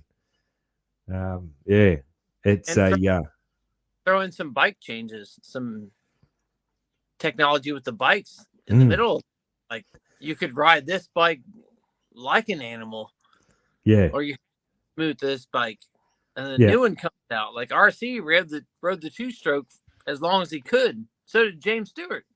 Well, I don't think James rode as long as he could. He was waiting for Cowie because that last outdoor year on the Cowie 250, he said if I had a 450, I would have won. Yeah. And then he had 450 and RC beat him again. But that Cowie 450 blew up on him, I think, 4 times that year. I don't know how he didn't.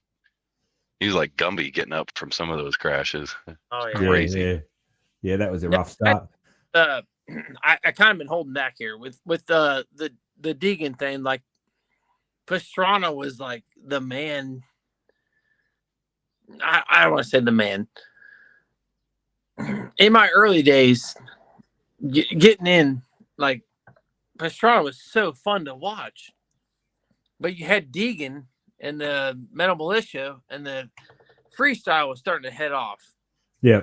And Pastrana went, and then they were all kind of buddies, but like I don't think you could say that those. I think Deegan and Pastrana are buddies, aren't they? They probably are, man. Somewhat. But that was polarizing in the day, though. It was polarizing in the day. Well, and they've talked about, you know, they didn't care for each other, but also they were playing into it because it made them both more money, being the nice kid versus the, you know, the badass or whatever. Like they were buddies, but they could play. Like I think they both were early social media generation geniuses, and they figured Yeah. Oh, yeah, absolutely. Yeah. No, both those guys built huge businesses for themselves based off of their personalities, and kudos to both of them. I have nothing but respect for both. I was never the metal militia guy, and every time I seen one of those dumb helmets on the back of somebody's truck, or yeah, it was just not my thing. Yeah. Same here. Yeah. So I'm hearing it, man. The thing what put me off, it wasn't even Brian that put me off, because honestly, back in those days, you'd really only see Brian on a VHS tape, you know, and you'd see bits and pieces of him. You didn't really actually saw him much. But it became a thing here, and I've talked to some Americans, and it was a similar thing where if you saw a dude with that fucking helmet sticker on the shroud of his bike, chances are the guy was a bit of a cockhead. Like, it was almost like you just fucking knew this guy was going to be a bit of a tool, and and it was nearly always right. It was like, you know, it's like it was almost like the second worst thing you could put on your bike apart from spoke wraps was a fucking militia helmet, you know, and it's just like, this guy is a fucking idiot. Like, it was just came with the territory, which is not Brian's fault. That's not Brian's fault, but that tainted that whole metal militia vibe for me. Whereas Nitro Circus was just seemed always cool. It was just always seemed cool on his shit. Yeah. So I don't know. I'm judging harshly, but that's honestly just how it felt back in the day. Was just like, for sure. I think what it was is because of the whole shoulder spikes and the badass and all that, and I think it invited all the tryhards to try and be. They were tryhards of Brian. They were all trying to be him, but weren't very good at being him, and it just got this stigma attached to it for me and for a lot of people my age. So. Yeah, that's the thing. Well, and how I was raised out at the track, you know, I was raised trail riding and racing, you know, at the track, going practicing every weekend, and you know, the racing mentality, the racers versus the free ride, the guys doing wheelies up and down the neighborhood, all the neighbors hate them, and then they look at you with a motorcycle in your truck and they're pissed at you. Like, I'm not that douchebag, you know. That's the LBZ, the metal militia. Those are the guys with the stickers on their trucks, on their bikes. You know, unfortunately, no shame to Daniel wearing LBZ, but yeah, but it did. It did. It was what it was. It changed it, you know, and it sort of, you know, it sort of merged. It merged moto with that whole extreme sports movement. Which were, you know, I was going to say almost like skater vibes and skater vibes, surfer vibes, all that sort of thing, which was it didn't really, we're different. We're different to those guys. Yeah. It's not the same thing, you know. But it's something we had to bring in, didn't we? We kind of had to like accept it in a little bit, like, hey, there's some crazies. Yeah. There's some guys over here. There was probably good things to it, I guess. There was probably good things to it. Yeah. I don't know. It's hard because I look at California with all the stealing of bikes and people just taking them out and, you know, taking them down streets, wheeling, like the stuff going on nowadays. Like, I don't think that's a good influence. And I think that stemmed from all of that, you know? Yeah. There's pros and cons. I'm too much of the old school. I don't know. I think you know, shit like that always happened, though. I think it's just nowadays it gets videoed. You know, so true. Nowadays it's all on video, it's all on Instagram. I think it always happened. You know, I mean, true. Yeah, cool. So Deegs. So we're talking about Deegs' dad, but yeah, Deegs. Yeah, that's right. Deegs is the undeniable, you know, he's the pick to win everything, basically, isn't he? He's the cream of the 250 crop. I think we probably all agree on that. So it's a little bit the same as with 450s, where we were like, do you really think he's that much better than the rest of the 250 class in Supercross? Do you think last year was fully wrist? Is why he wasn't dominant? I mean, he was great, but he wasn't dominant. I think, nor did he win for Supercross, the championship. For Supercross, I think the others are a lot closer. I think he's still the clear favourite, and looks like West Coast. I think he's still the clear favourite for West Coast, but but the others are closer than outdoors. Outdoors, he's going to wipe them. And I start thinking about who he's going to be going up against, and that's a difficult one. I can't think of anybody. Yeah. I can't think of anybody that will beat him consistently. Like Kitchen will get him sometimes. Yeah. There's guys that'll get him occasionally, but I don't see anybody being there every week. Yeah. Faulkner might, but he's on a new bike. Faulkner's going to be East Coast too, by the sounds of it. So he's East Coast. That's what the word is. Yeah. And you can't. I always forget about Faulkner because Faulkner, unfortunately, has only made the first 2 races the last many years. It's been I hope Faulkner. rough. I hope Faulkner wins every race. I really want the best for that kid. Yeah, really want the best for that kid. trajectory when he was just lights out and he crashed. Chase won the championship. Look where Chase's went. And his careers went. It's just insane. Every year, I feel bad for the guy. Yeah. Yeah, I hope the best for him, but yeah. It's a tricky thing, and it's hard. I know there's the rumor mills going for who's riding what coast, blah, blah, blah, and all that. I don't really believe any of it yet. I do believe Hayden's going to go west because it only makes sense. It makes sense. He wants to win A1. Of course he wants to win A1. I thought they announced it.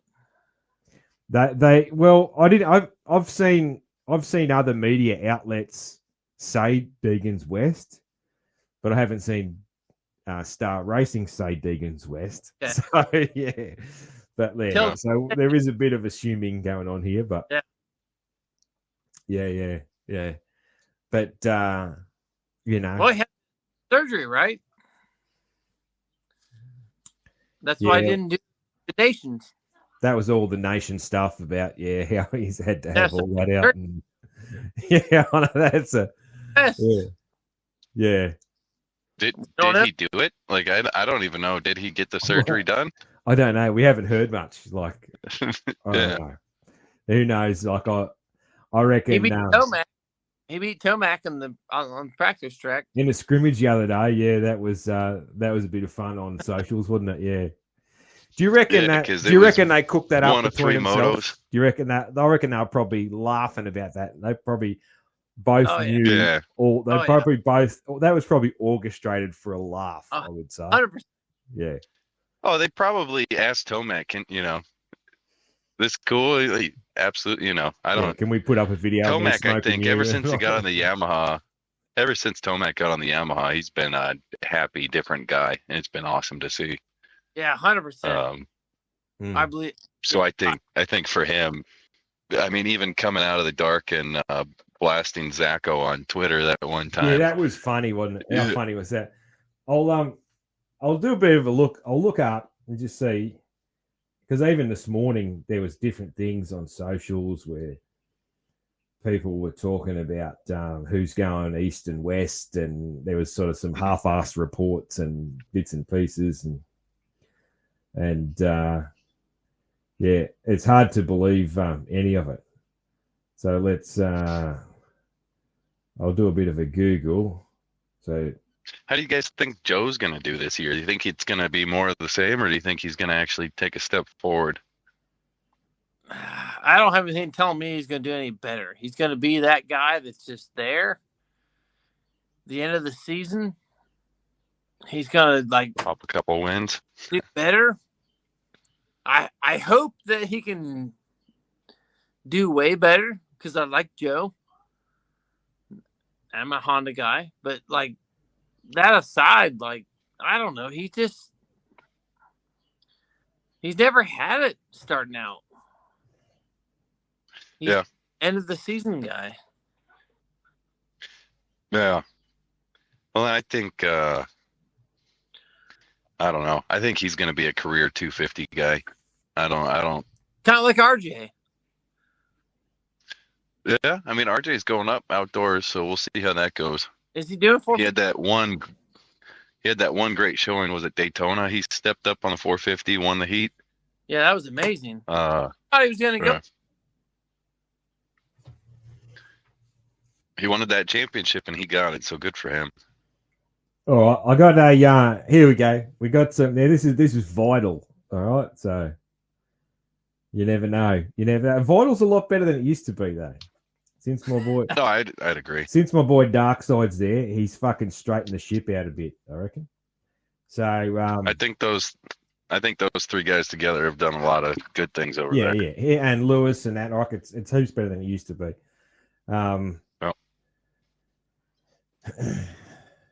So yeah, looking like Anstey going east. So they're talking about this. This is about Star Racing. So Hayden West, Anstey east, Bennick east, Thrasher east, Davies east. All right, who's west? So west, Deegan, Brown, and Mosiman. Okay. Davey who? Cole Davies, the Kiwi kid. Oh, Cole Davies. Okay, yeah. DB's boy. Daniels. So if we look at that, so Mosiman, we're not even going to talk about him. He might not even show up. Who knows? So he don't even know where he's been for a year and a half. But Pierce Brown, man, yeah, podium guy. Like he's not if he won a race against Deegan, if he won a Supercross, you'd believe that. But you're not going to believe that he's a championship contender, though, are you?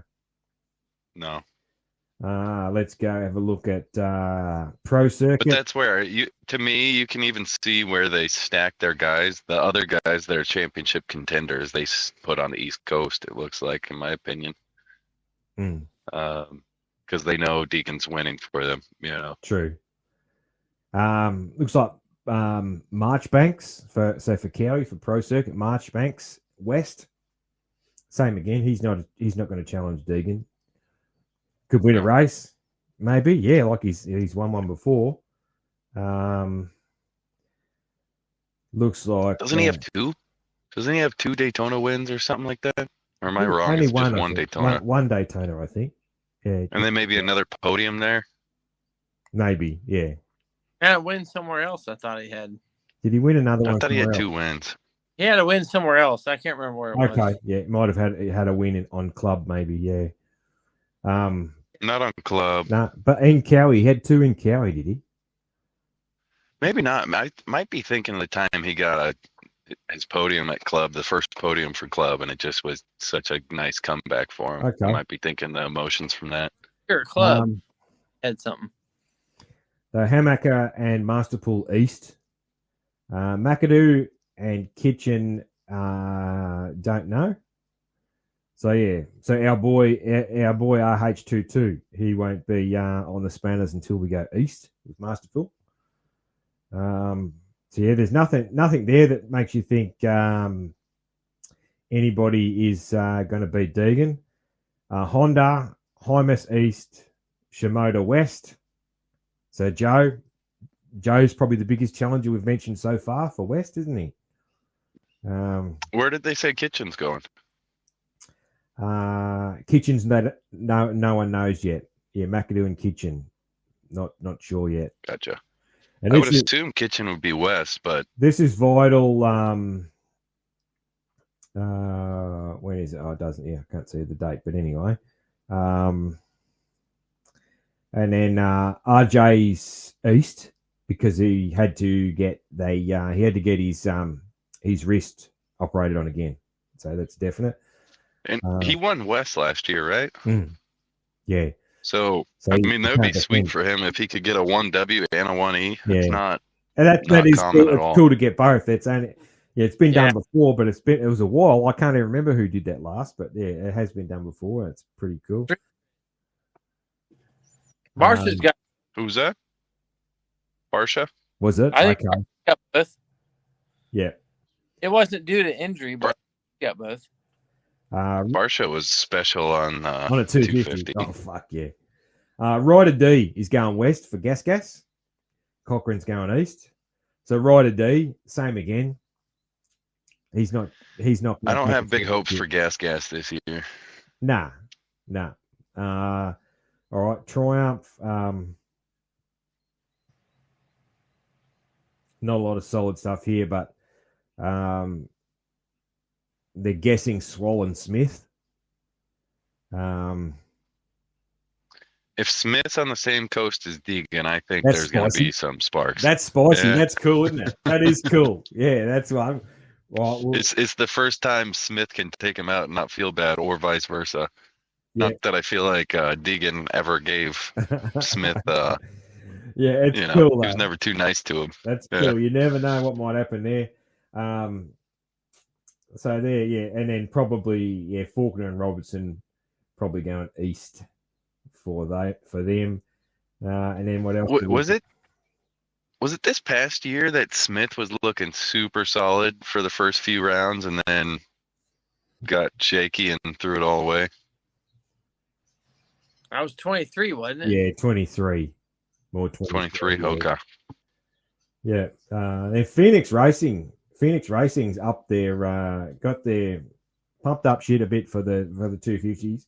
Got Evan Ferry and Gavin Towers. So Gavin Towers is back from Europe on West. Okay. They're not contenders, but it's interesting to see how Towers goes. Both of them. Yeah, Ferry. Yeah. I don't know about Ferry. Like, I want, just because I was a Timmy fan, well, yeah. I just want to see him finish the year and make every main. Just like show you can do it. Yeah.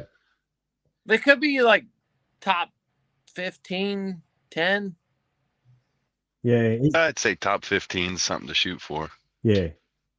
Which is odd compared to what we would have thought he was going to do coming out of amateurs, you know?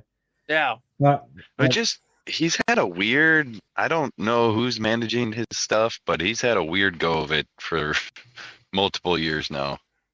Weird decisions made. Did you hear that? Sorry, get another beer. Did you hear his interview on Pulp when he left Triumph? He's talking about not being able to do social media stuff. It was strange, man. It was strange and awkward, and I think. But I almost felt like it was like he was in a situation he couldn't talk about something, and so he just starts throwing out BS. But if that's who he actually is, I don't think he'll ever be successful. Yeah, I think Steve probably regretted getting him on after it because it didn't go well. It was a really, really bad interview, and it really didn't do well for him. But it's a live show, you know. So what are you going to do? Real awkward, wasn't it? Really awkward, man. Yeah, really awkward. Yeah, but some strange things. But then again, who's managing him? Is Tim managing him? Is it someone else? Like whoever let him go on the show, fucking threw him under the bus. He wasn't ready to talk about that on a live, hugely popular live show. It was a big fuck up, really, wasn't it? So I just feel sorry for that kid, to be honest. I feel sorry for him and have no expectations. I Mark, just want to see him make it as a pro. That's what I want for him. Yeah. I feel that way about all the amateur kids. I want them all to do well, you know. It's yeah, that's true. I'm always rooting for the young ones, especially the ones that get on factory rides and are struggling. I want to see them turn it around. And yeah, I mean, KTM had that stretch where they were just burning through rookies. Eldon. I mean, there was Falk and yeah. Oh, during that time, I just Eldon remember wasn't there were letting so them eat. many. Yeah. Eldon wasn't letting them eat. Like, remember when Kenny was made the jab about Eldon not letting him eat? That was funny. Yeah.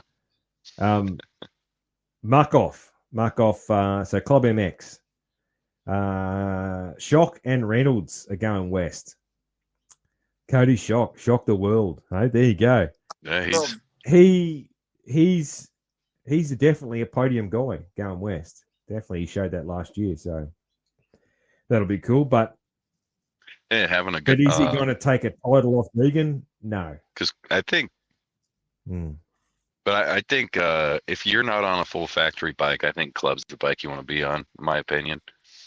Yeah. So there you go. So look, there is some things out there. Maybe Kitchen does go west. There's been so I guess you probably say if Kitchen did go west, He'd be the biggest he's challenger. the challenger, yeah. And Joe. But to me, RJ's East. RJ's East. Yeah. Yeah. To me, I don't really think it matters who it is. I think it's more Deegan's going to be racing himself. If Deegan makes mistakes and causes himself to have a points deficit, there could be a great championship. Yeah. But that's how I see it being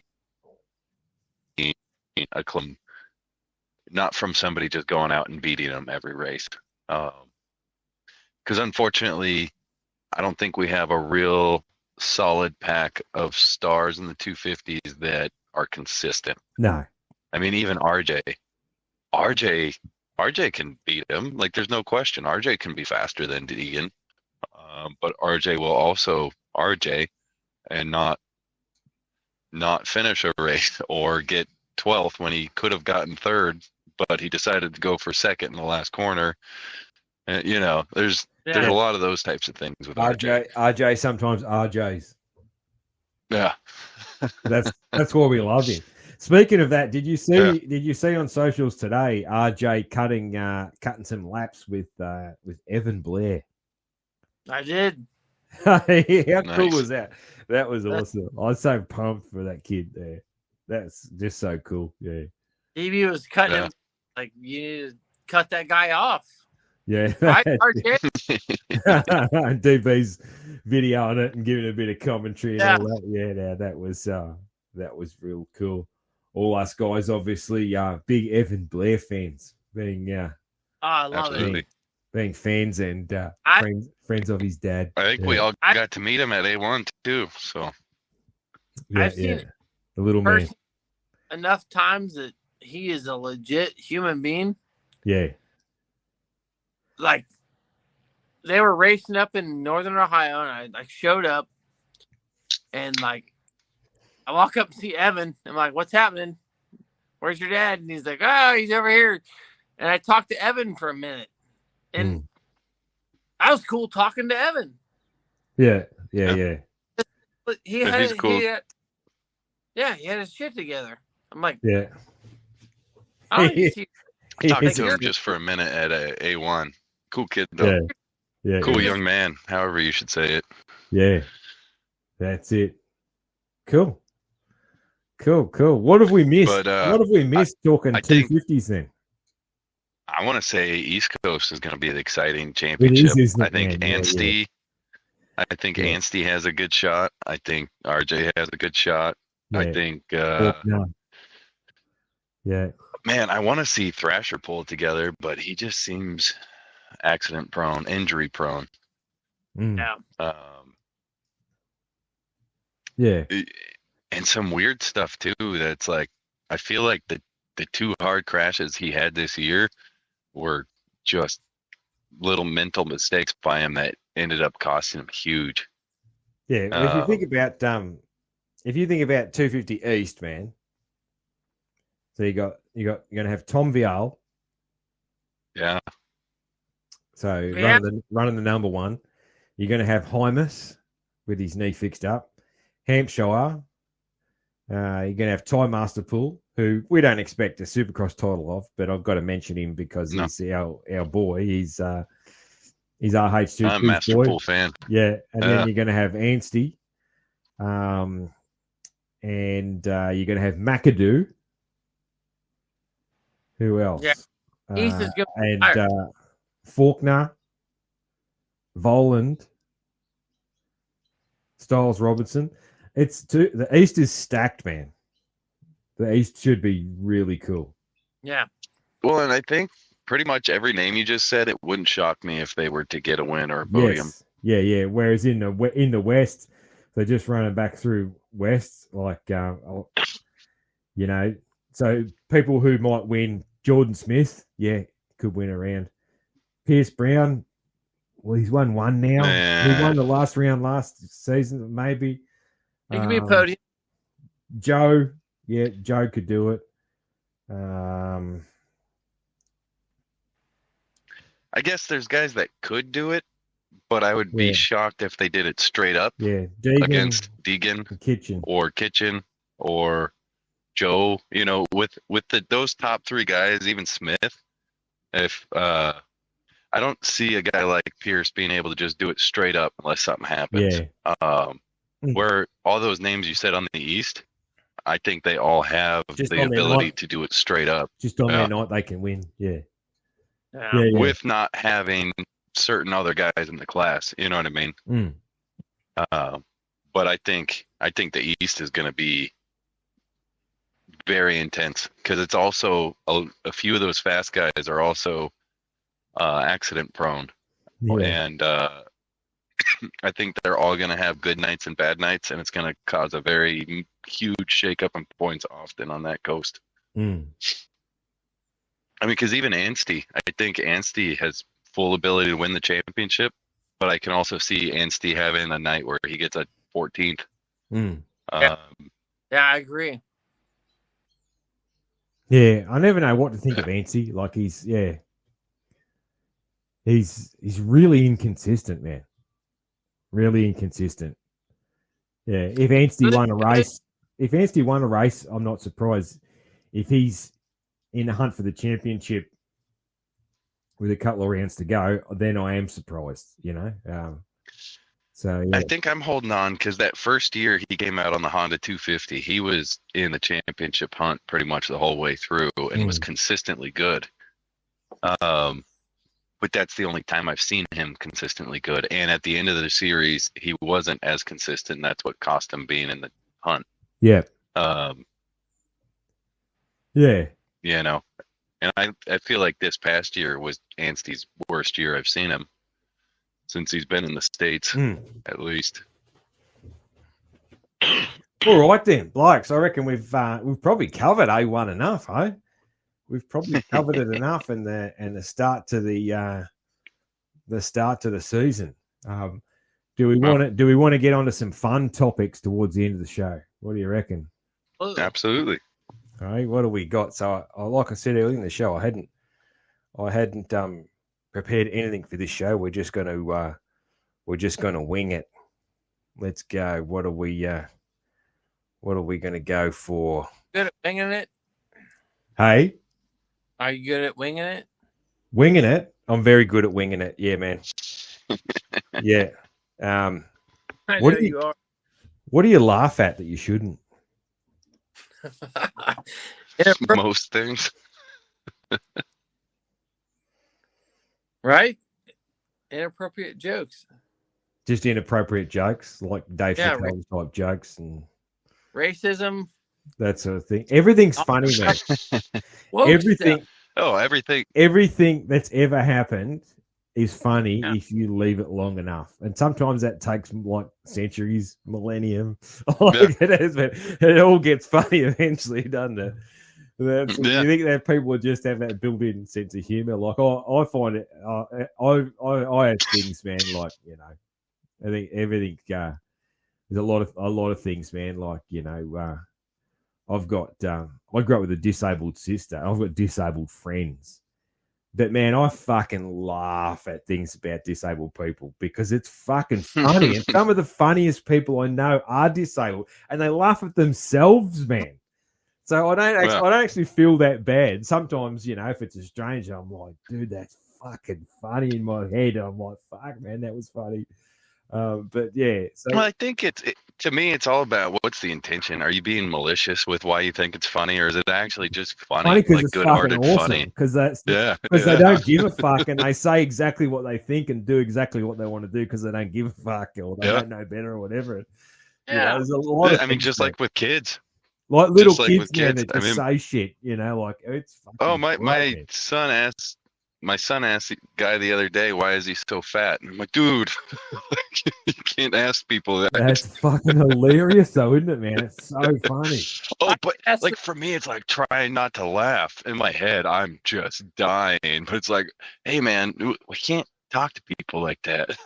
My kid asked me why she's missing teeth. Like, if the tooth fairy was coming to visit her, and I was like,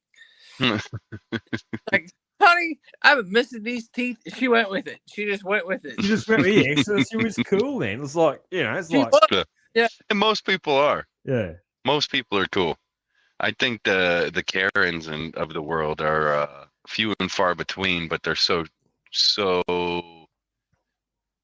they go so hard at it that they make the most problems. So one person can create problem for 100 people where those 100 people don't give a shit. It's. Do you ever go on to social media threads just to see what the Karens have got to say? I do that all the time. Used to. It makes me laugh. That. Yeah, because you'll see something and I'll be like, I know this is going to upset the do-gooders, the Karens, and I'll go on there just to see what they say. And I won't type anything. I'll just read it just because it makes me laugh that they're so stupid. And it's just like, when someone will make there'll be a post that is obviously satire. It is obviously a joke. Yeah, and people take it serious. And I'll click on it, and all these dumbasses they think it's serious, and they'll be correcting them, and no, that's not correct, and all this. So it's like, you fucking, I bet you're fun at fucking parties, aren't you? Like, fucking hell, like, get a life.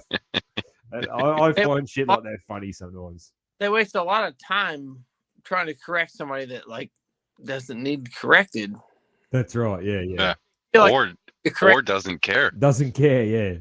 Yeah. But they feel like they need to correct that person, so they go in on it, and you're like, what? I used to. Yeah. Unfortunately, I think a lot of those people just don't have a life, and that's where they find their importance. Yeah. I used to go on and say things on socials and that just for my amusement, but I don't even do that anymore. Yeah. I don't do that anymore. I used to do it just because it was fun, and I'm good at it, so it'd be just fun. But I had a buddy that would do it, and we'd sit there sometimes. He's also into moto, and so we would just roast people for their stupidity. But I think I'm 7 years social media free at this point outside the Discord and fair enough. The main event community. Yeah. So yeah, crazy. Yeah, no, it's good for me. I definitely miss the moto side, but I mean through the Discord, I find out 90% of the news that I wouldn't hear through the podcast. So yeah, it's fair enough. Yeah. Cool. What else have we got here? What are you blokes? Yeah. What are you blokes scared of? Two things. Yeah, man. Being stuck in a hurricane and being stranded in the middle of the ocean. I definitely get the ocean one. Yeah. Both of them are water. Like, basically, like being in a situation way too much water, and I shouldn't be there in the situation I'm in. What's that? Drowning. I've always it's not even the drowning. I mean, when I was young, that movie Perfect Storm came out. Yeah. And I remember watching it. And ever since then, it's like, that'll be me. I'll be like the guy that goes on a deep sea fishing trip, and then we'll just get hit by like 3 hurricanes out in the middle of the ocean. It's just, and I don't know. So like, I'm good with the ocean as long as I can see shoreline, but friggin' I'm just like your flight over here. There's no way I could be on a window seat because I'd stress out seeing that much water for that long. I'm not that bad. Like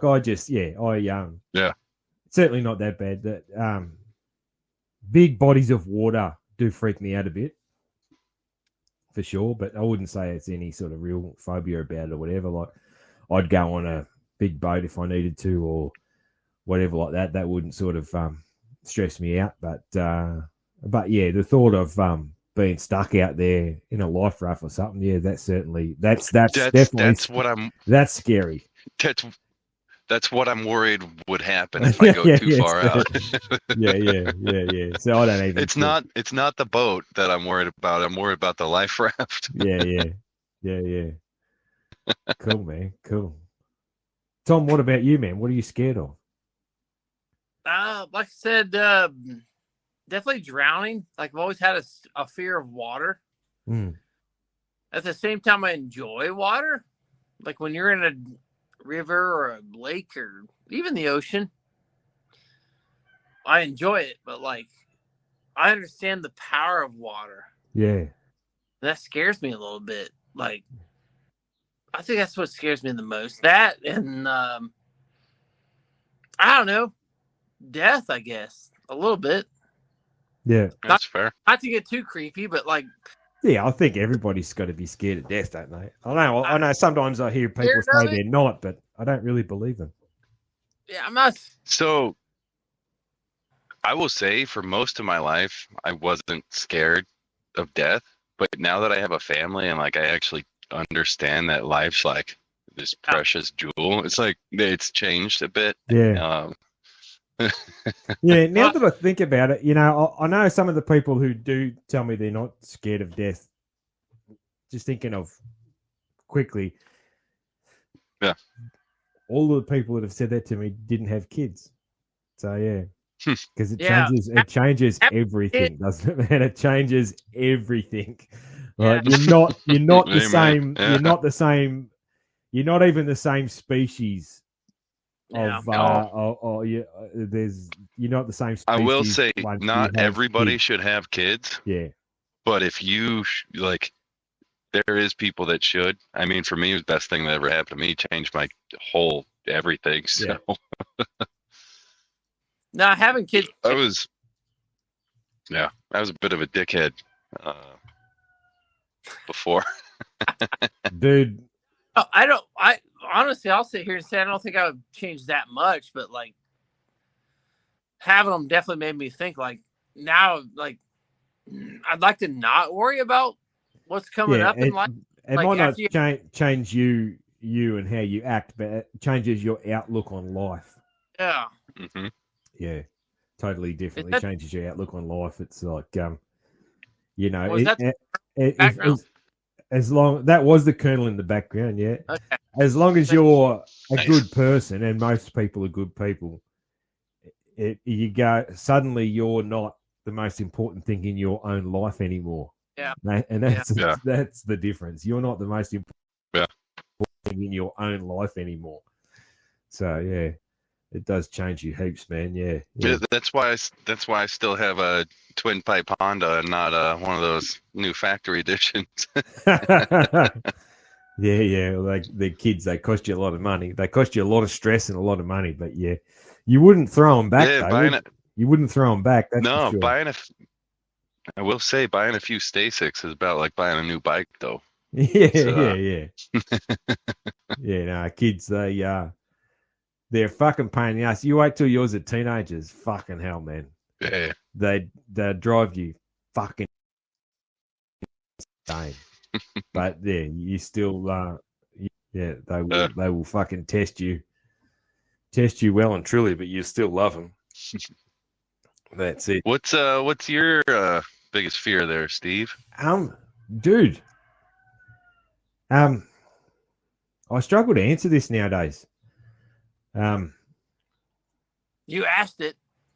I know, man. I used to always say dying with regret, but I wouldn't die with regret anymore. That's a good one. That's amazing. So congratulations. It is pretty cool, yeah. That came from seeing a lot of old people die with regret. But yeah, I wouldn't die with regret anymore with what I've already achieved in life. So I would say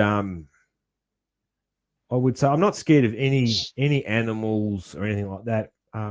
Being stranded in an ocean or something like that. Yeah, deep water and that does freak me out a little bit.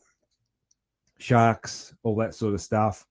That does. I suppose the only animals in water would freak me out a bit. Like I can't picture any time where I would be on land and be really scared of animals. Like I'd back myself in any situation to fucking, figure out a way to survive with any land animal.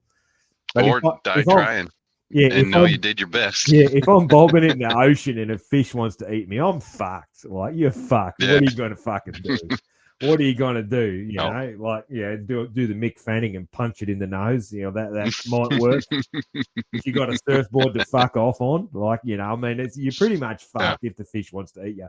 So that's definitely scary. Other than that, probably just back to the parent thing, man. You just something happening to my kids is your biggest fear for sure. Yeah. Like that's Yeah. it. But there's not I agree with that. Not much else, man. Like there's not much else, so I don't sort of have anything else that makes me jump. I'm pretty good with all this. It's an interesting note and a funny note is when I was younger, I was fucking terrified of public speaking. So there you go. Yeah. We talked about that. There, people can change, obviously, with me here running a podcast. I want to ask you about the people that you saw die with a regret. Yeah, man. Yeah. What did they regret? A lot of, I guess, geez, it's a whole deep subject, and you guys know I can get pretty deep. Sorry. But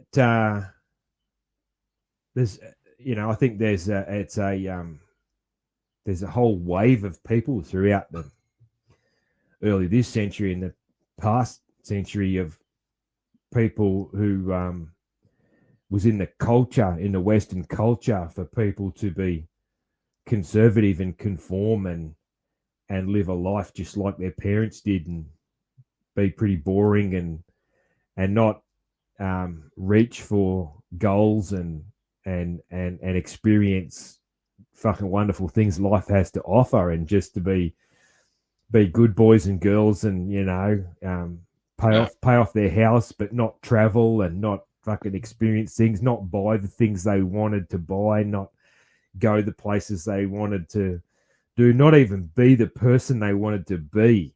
Not live life. Was a global epidemic in Western culture over, especially that baby boomers era, like of my parents' generation, where it was everything was so stuffy, man. And they look back, and I still talk to people of that generation. They look back and wish they'd done so much more with their life. And these are people that are living in a $1 million house, and they've got a great inheritance there for their kids, and they're fucking miserable because they never did anything. They just worked too hard their whole life, And you got to work hard, man. I'm not saying don't work hard, but you got to play a little as well, because you only get to go around once, Well, depending on your belief. Yeah. And my beliefs are ever changing. We might get to go around more than once. Who knows? But once that you can remember, you get to go around once that you can remember. Yeah. So you want to, you got to tick. When you're on your deathbed, man, all you have left is your memories. That's all you have left. There's fucking nothing else. Yep. Nothing else. So only thing we know for sure, right? That you have your on. That's on right, man. Yeah, that is, man. Yeah. So that's what. And I don't know why I had that little bit of. I was a fucking idiot when I was young, so I don't know why I had that little bit of wisdom so young. But I can remember sprouting that dying with regret was my fear thing when I was like a teenager. So I must have picked up on some little bit of wisdom early in life there. That's probably the only fucking bit of wisdom I had until I was in my at least mid-30s, because like I said, I was a fucking idiot. But, that's certainly one that stuck with me, that I was right back then and I'm still right now. So, but yeah. Hell, that would be my thoughts on that. What else have we got? What pushes your buttons? What pushes your buttons? Hey? What makes you angry? So, for the most part, I know you guys are fairly mild-mannered, but I'm sure there's, we've talked a lot. What pushes your buttons? Driving under the speed limit in the fast lane and not moving over. Oh, 100%. Yeah. Yeah. That driving in Yeah. general, most people don't understand what the law is and how to drive. So I'd say, Dude, and you know what? Then this, this might freak you out, but driving in America was so good. Like driving in Southern California. In California. In Southern California, driving was so good compared to driving in Victoria, especially Melbourne. No kidding. Oh, fucking unbelievably better. Like so much better. I can't even begin to explain. I got back to the airport. I drove out of Melbourne airport and it struck me straight away. I was like, oh, fuck this shit again. Like, yeah, how much better. It was so, and man, the speed, particularly because of the speed, but also the speed, the courtesy of the drivers is the other thing. The speed and the courtesy of the drivers, really? So much better. And that's Southern California. That's crazy because it's not real courteous there. Compared to Melbourne, it is, man. Like way better. Yeah. Ready to move. You were talking about the weather earlier, and I was like, I'm ready to move to Australia. Yeah, don't say that. They don't have Supercross series there. If you want to drive real slow and get fucking road rage, then yeah. But that's Melbourne, which is probably the worst of it. You know, where I live's not too bad. Still, you still have to drive slow because there's camera cars and cops everywhere booking you for speeding. Speeding's a massive. Camera cars will nail you for speeding. Yeah. They'll put unmarked cars on the out side of the road with a camera in them. It'll book you for speeding. They're unmarked. See, ours have to be marked, and they'll even mark them like a mile before. So you'll see them there'll be long a grey before. SUV parked under a tree on the side of the road, and it'll have cameras mounted in the windscreen and in the back window. See, that's similar to what they have, at least in Arizona. I haven't seen them anywhere else, but they also have a sign like a half mile to a mile before saying like photo enforcement coming up because somebody sued the law enforcement for taking a photo of them and their shirt or something was up in their ticket. Yeah. And they're like, that's breach of privacy. So then they had to start marking out where all the and we've even got they put up cameras now to catch people on their phones in traffic. Okay. Really? That's fair. That's fair to me. I can't stand. I mean, cars kill people. Get off your phone. Yeah, I get it. I get it.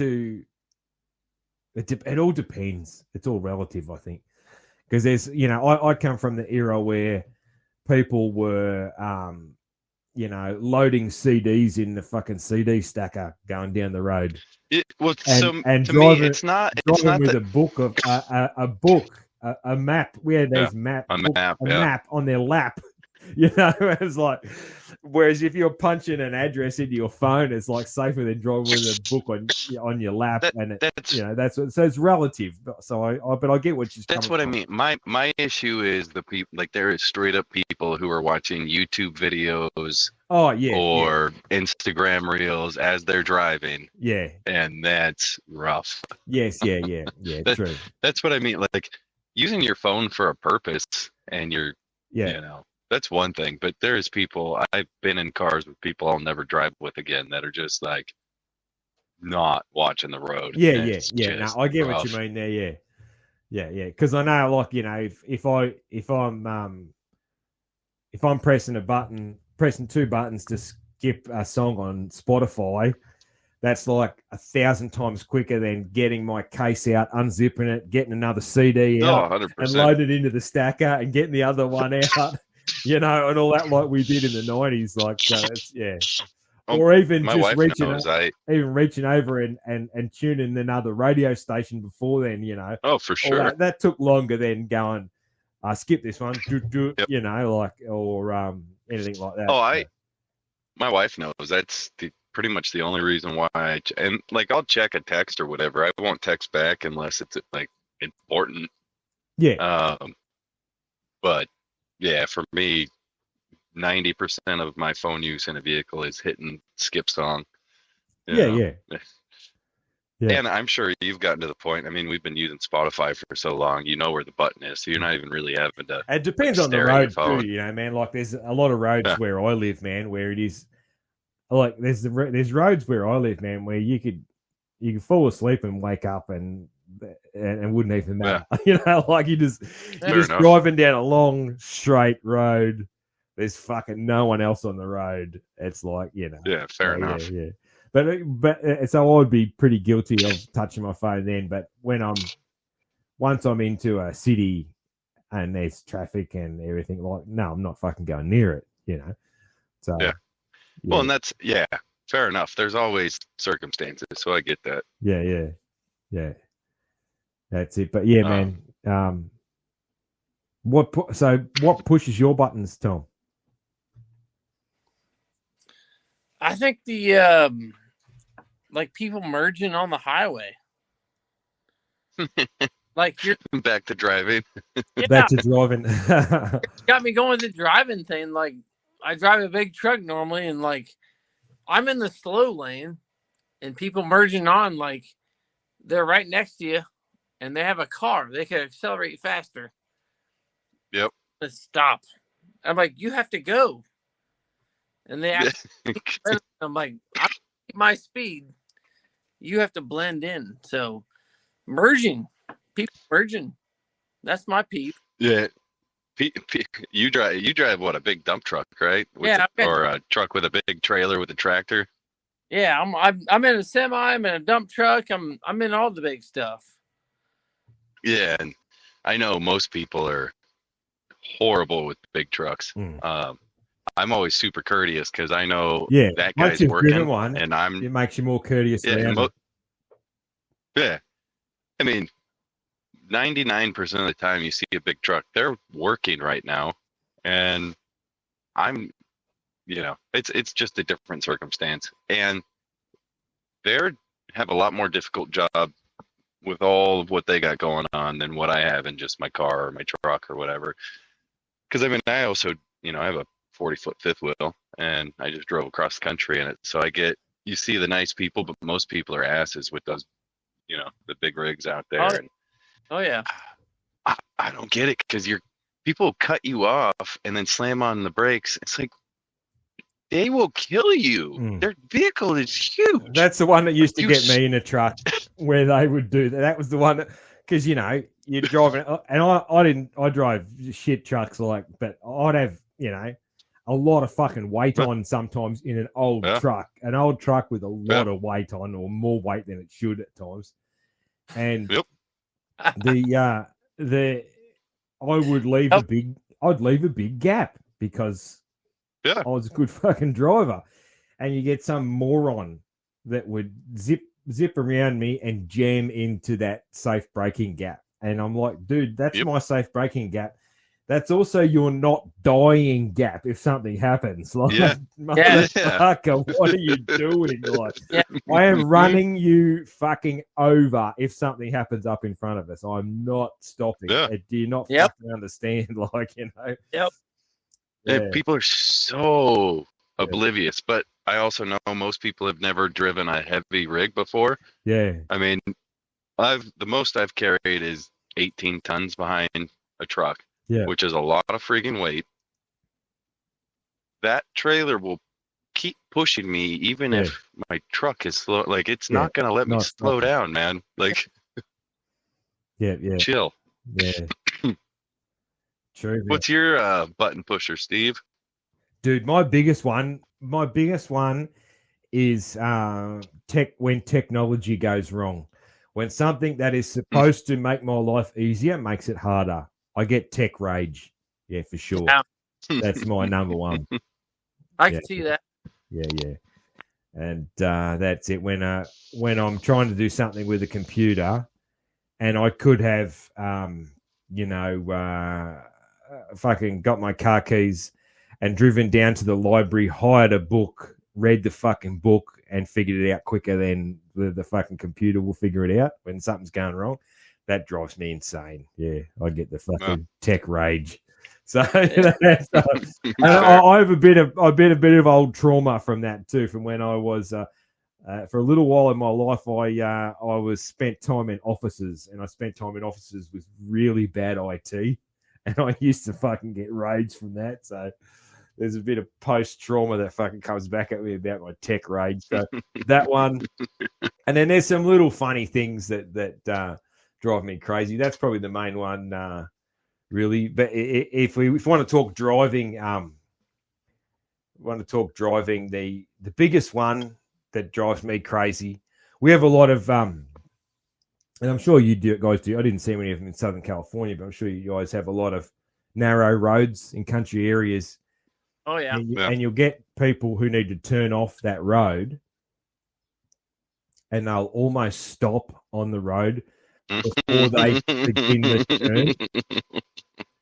That drives you extra crazy in a truck, but it drives me crazy anytime. It's like, motherfucker, you can turn the wheel at the same time as you brake. Like, you don't have to stop in the middle of the road, turn your wheels, and then accelerate off the road, because that's what some of these, and it drives me fucking crazy. Yeah. Mostly just because that's why I said it doesn't actually even inconvenience me that much. I've got to slow down a bit, whatever. It's more the fact that I'm just incensed at their shitty driving. Like, turn that fucking wheel, cunt. Like, you don't have to fucking stop in the middle of the road to make a fucking right angle fucking turn into your driveway or a side road. Like, fuck. Yeah, that's why I just said driving in general, because it's just, I think it's extra sensitive to people who ride motorcycles and understand there's so much more detail to riding a motorcycle, so much you're doing with your whole body that driving a car is pretty easy, and so you can drive a car well and pay attention to your surrounding. Like I have never met a guy that rides a motorcycle that doesn't look in his mirrors often. Everybody I know that has raced knows where every car is around them, and they can anybody I know that races can get over in a lane without looking, because they already know where all the cars are. The average public, that's not, I guess, normal. No, it's not. That's it. And the other one that really drives me crazy in cars, and you have to switch. This will be right lane for you instead of left. But when I'm coming up to an intersection and I want to turn left, so right for you guys, and I don't, it's not busy, there's no mad rush, and I don't sneak into that left turning lane right at the start of it, and some arsehole goes flying up my left-hand side as I'm going to merge. That one drives me crazy. That one drives me crazy. When they do that, it's like, fucking give me a second. Like, fuck, dude. Like, that lane just started, and they're already fucking sliding up the left-hand side. Yeah, that one always really annoys me. Your camera just dropped out, Kyle. Can you still hear us? Did we lose him? I think we've lost him for a sec. That's all right. He will figure it out. Dude, how are we going for time? Let me have a look here. Oh, yeah, not too bad. I expect it to be a long show. Hey, what's the best Christmas present you've ever got? Let's get a bit Christmassy. The best Christmas present? I got a Dyno Nitro back in the day. What was that? What's that? A BMX bike. Ah, righto. Yeah. I wanted that thing. It was a satin titanium BMX bike. A Dyno Nitro. So was Nitro the brand? The Dyno was the brand. Nitro was the model. Okay, yeah. I'm not familiar with it, man. So yeah, I'm not huge. My knowledge of BMXs isn't huge, man. So that's all right. I had a childhood friend. His brother was big into it, into the BMX, and like, so I thought that was a cool thing to do. Yeah. They also are big into motocross, so I think that helped Yeah. get me where I'm at. You know. Nice. He's So back. what color was the BMX? We're just talking about favorite Christmas presents, man. Yeah. I've been listening. My battery was dying. I had to find a cord, and Yeah, man. yeah, no. Tom had a back. dyno Nitro BMX. That's the best Christmas present he ever had. Yeah, I can tell you, hands down, best Christmas present I had was 2004 YZ125. Oh, Yeah, that's pretty good. That's pretty good. First new bike, first big bike. I'll never forget that. I wish I still had it. I wish I never sold it. Yeah. But yeah, no offense to your Dyno Nitro, but No. Dudes. What about what color was the Dyno Nitro? it? Was satin titanium, Ah, right. Yeah. like a charcoal. I don't know, burnt orange. I don't know. It wasn't orange. Yeah, satin titanium. So kind of a metallic color. Yeah. apologize for my coughing. I've been sick for a few days and getting over it now, but it's all good, man. Yeah, I never had a BMX. I've never owned a BMX, but the one that I wanted, and I'd still like to get one and restore it one day. I wanted a Mongoose. Mongoose was like the shit back in the we're talking like mid '80s when I was real BMX kid age. It was big in the '80s. Yeah, and actually the model and the style of the one that they had in Stranger Things, that the little chickie, the redhead girl in Stranger Things. Okay, yeah. One she was riding around the neighborhood, and that's kind of exactly the one I loved when I was a kid. So that was pretty cool. And I'd like, I'd like to get one of them and restore one at one day. I know my brother-in-law, he restored a BMX a while ago, and it's amazing, man. It's the same as moto, all the shit you can get. You can get all the new cool shit for them, and all they're reproducing everything, and you can restore the old BMXs really good. Yeah, so yeah, definitely I think a Mongoose Californian, I think is what that one's called. Okay, from memory, yeah. That's but yeah, I was never allowed to have a BMX. So yeah, it's always one thing I've got to rectify that one day. That's interesting. I'm not sure, man. I'm not sure. BMX. So you had an XR, but you couldn't have a BMX. Yeah. I think the thing was thinking back. The BMX probably earlier in your life, right? A little bit earlier, yeah. Prior to the bike, dirt bike. I got my first dirt bike when I was about 10, I think. I was probably 10. And yeah, I wanted a BMX from probably when I was about, probably 8. So a little bit earlier, but BMX racing was huge where in the 80s and huge where I grew up. A lot of kids were racing BMX. And I think Dad didn't want me to get into BMX racing, I think was probably why he didn't want me to get a BMX. That's probably the thing of it, yeah. Because then he would be taking me every weekend and driving to different towns and all that. Whereas when I got a motorbike, I could take that sucker out the bush myself. So, yeah. It was a different Well, and he was also wanting you to get in the car, so... Yeah. It was all about getting me in the car, yeah, for sure. Yeah. Yeah, man, yeah. My favorite Christmas present ever, geez, that's a difficult thing. I reckon I always wanted Computer Battleship, which is strange because I was never a big computer game kid, but I always wanted Computer Battleship and eventually got that, and that was a pretty big deal. That was a pretty cool game. I've still got it here somewhere. I don't even know if it still works. Really? But yeah.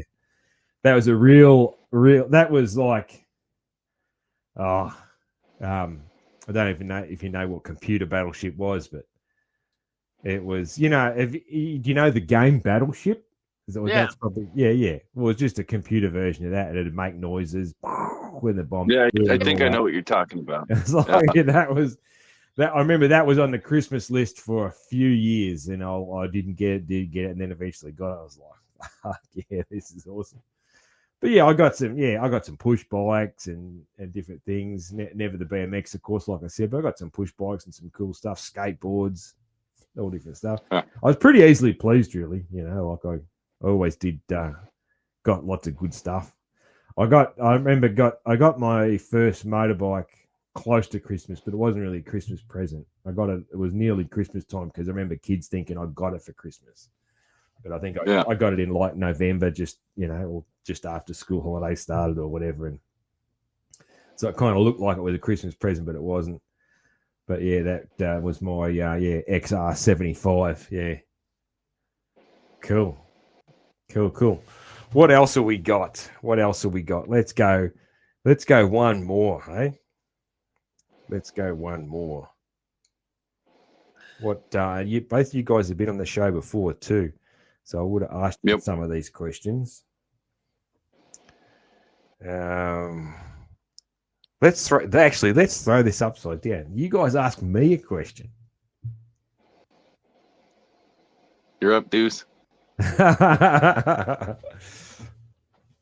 Well, kind of know where you've got some thoughts of headed. I guess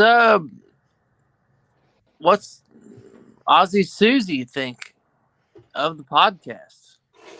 What's she think of the podcast? She thinks it's awesome, man. Yeah. She's she's very supportive, my wife.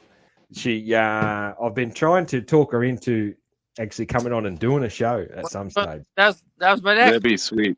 Which would be fun. So there's, I know you'd remember the main event guys that they've done in the past, going way back, where their wives had come on the show and talk about, what it's like living with those guys. A bit of a show like that. I'll get Aussie Susie on one day. She'd be a bit shy about doing it, but because there's a few stories about things that I've done that she could describe the best. Some of the fucking stupid things I've done and crazy things I've done.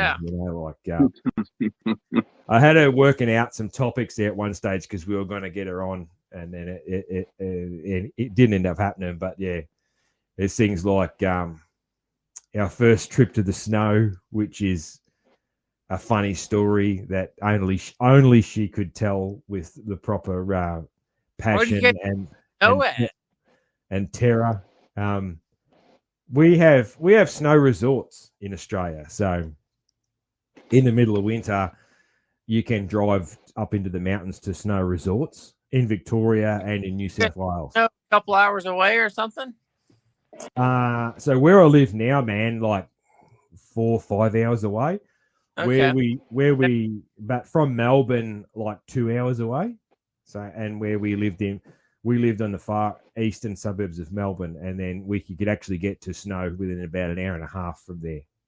And into the snow resorts. But so you get a little bit of snow in Australia, but there's no there's no cities that snow in Australia. So yeah, it's all only up on the mountain ranges, and there's some very small towns that will snow. So yeah. So that was a funny one. And then the day when she, things like the day when she came home from work and the back of the house was off. Like the back wall of the house was off when I was in my gun-ho renovation days. Yeah. So nice. there's some funny things like that only she could describe well. But yeah, no, she thinks it's really cool that what I'm doing with the show and that sort of thing. Man, she doesn't know much about motocross, man. She doesn't know anything about motocross, to be honest. And talk about it because we like you as the host, and to know her would just like solidify that even more, I think. Yeah. No, I get what you mean, man. Yeah, and it is a good thing. She'd be nervous about doing it, man. But I will get her at some stage, and I've even her without her knowing that it's a podcast? I mean, I don't want to be like secretive, but No, she would probably not kill worried me. about being a Yeah, she would podcast. probably kill me without the proper warning. She would probably fucking kill me. Yeah, that would then be there'd fair. be no show because I'd be dead. So, Yeah. yeah, that's it. All right, yeah, cool question, man. Kyle, what you got? I didn't plan to flip this. That just came to me. Like I said, I'm winging it with this show. What's your goal to get what's your goal career wise over the next year? Over the next year. So this time next, let me rephrase that. This time next year, where is your moto career going to be? Geez, dude. Honestly, so the answer is I really don't know. Really don't know. I guess goals for the next year is to get another America trip in. Exactly what that looks like, I'm not too sure. A lot going on. A lot going on in life at the moment with my family and moving house and so much stuff. So there's a lot more going on that's a lot more, so I suppose, important than this show and me traveling. There's other things in front of that in the priorities. But so, I guess by this time next year, we would have definitely passed the 100 show mark, and I would have had show 100, which is definitely a bit of a goal, a bit of a cool thing to, fucking hell, I've done 100 shows. That'll be cool. Not sure exactly what I'll do for show 100. I've got ideas. And yeah, to get Joe. To get to America. I've asked producer Joe before. He's not keen. He's a very private man. He's got to be careful what he does. The feds might get after him. Sometimes he's on the run, as we know. Yeah. Fair enough. Yeah. So that and I'm sort of pretty open and pretty casual as to the direction, man. Like I open to opportunities and that sort of thing. Sponsorship and that sort of thing is super difficult at the moment because of like KTM's going broke. The whole industry is struggling. The US economy is struggling. Obviously, I'm a US really focused show. I have Aussie guests and I obviously follow the Aussie stuff, but I have a big US focus and so sponsorship and all that sort of thing. And a lot hinges on that. I might have a couple of people decide, hey, we're going to sponsor you. And that makes a big, big difference financially straight away to what I can do. So, yeah, that's a bit of a bumbling sort of an answer, man. But it's kind of where my mind probably matches exactly where my mind is at. Sort of mumbling and bumbling a bit itself. Yeah, man. So that's about that. Yeah. Cool. When are you guys making the move? Oh, dude. It's an as soon as possible thing. And it's just I've got a few things. I've got to finish renovating our house, which is close, get it on the market, see how long it sells, find the right place in the town we're moving to, so it's a lot of things out of my control with that. Yeah. But yeah, definitely first half of 25 is like definitely when or a better answer is as soon as possible. So that how far are you guys going to be from where you're at? About an hour and a half. So yeah, You're not far. Moving a good distance. Yeah, it's not. I mean, an hour and a half's Not terrible. I just moved 33 hours. Yeah, I mean, and things like in country Australia too, man, like everything's kind of far apart. So that's not really, it's not far, that's like, whereas like I know where you live, Tom. I've looked it up on the map to see where we'll see which airport I've got to land at to come to your house. I've looked that up and I see there's a heap of towns real close by. And you're next door to the airport, Dayton Airport. Yeah, Yeah, that's right. There's a lot of towns very close to where you live, you know. Whereas here, everything's sort of spread out. Like an hour and a half is not actually much. At all, you know. So, that. yeah, and then then there's parts of Australia where like 5 hours is normal, 15 hours is normal. Like, you know, so yeah, like so that as the further you get towards the further you get inland, the bigger distances, everything is apart. So that's all pretty normal. Yeah. Yeah, cool. Anything else? Or do we get into a bit of Kenny Rogers? Oh, great. Yeah, so we might. I've already asked you guys to give me your best Aussie accents on other shows, so there's no use me asking you to do that again. Hey, can I get your best American accent? I'm really not very good at it, man. But what sort of American accent? Like, do you want me to do anything special? It's accent. I'm definitely not. Hey, look at that. So Hey, Well, look I think he's asking like down south or California accent. I don't know. Do you have any you excel at? Nah, man, I'm not good at accents. I Just agree. look at that without the Aussie accent. So what do you want me to say? Say, hey, look at that without the Aussie accent. I'm just trying to think. I need to like try and copy someone. I'm better, you know. I'm probably the only one. I can do a British accent. I can do a British. Do a British accent. That's fine. You want me to do a British accent? Hey, look at that.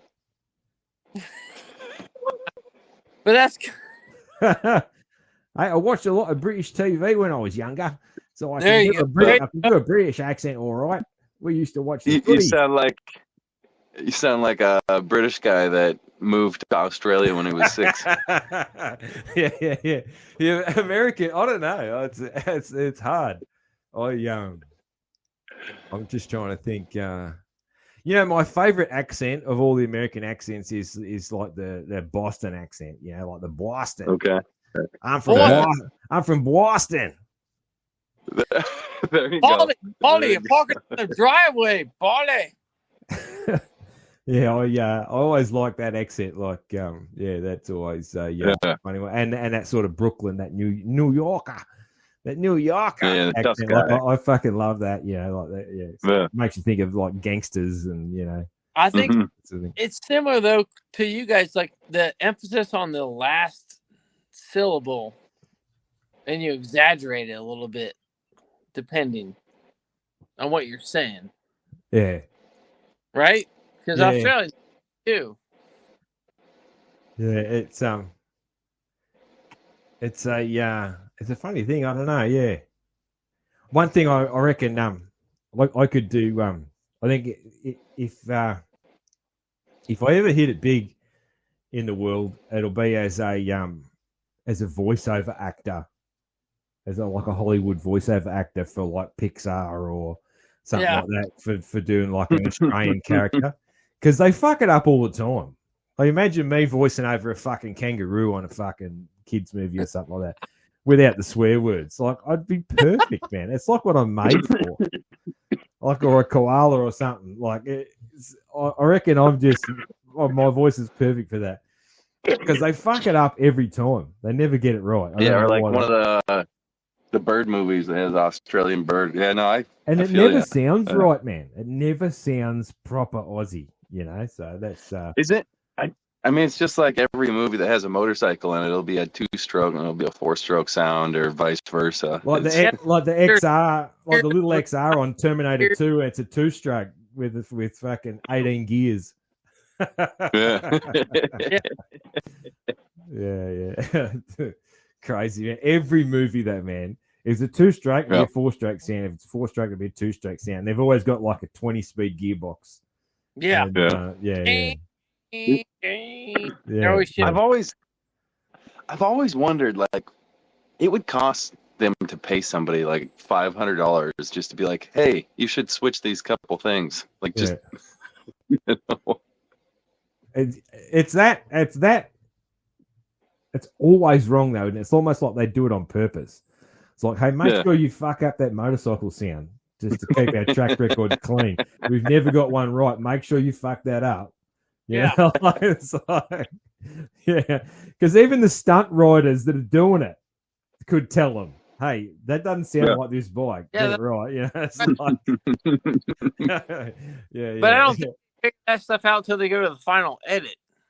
Yeah, I guess so. Yeah. That's So all the actors are gone, and like Yeah. the guy in the office is like, "This sounds good. Yeah, this sounds real good That's for this. Stroke pipe. It doesn't sound like that." That's It's it. a car engine. Yeah. Crazy. All right. Let's do a bit of Kenny. He's ready? I know you'll both give it a bit of a shot. Let's do it. Doesn't have to be good.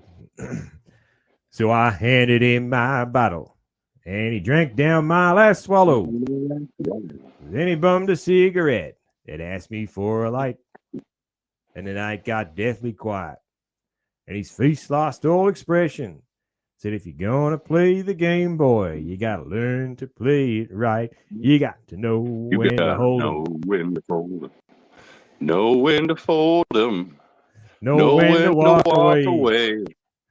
Know when to run. You never count your money.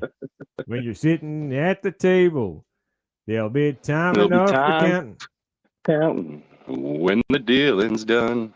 Nice one. That's it. Well, boys, Kyle, Tom, thank you very much for joining us today for the Christmas episode. Bit of a season review and a few Melbourne bitters and a few IPAs and a couple of whiskeys and pretty much just a good old bench race and catch up with three mates. Good time. Yeah. Hell yeah. Thank you. Nice to see you. I appreciate it, man. I appreciate you guys jumping on. It's been fun. And we'll do it again sometime. Cheers. Absolutely. Thank you, mate. Cheers, man. Cheers. Cheers.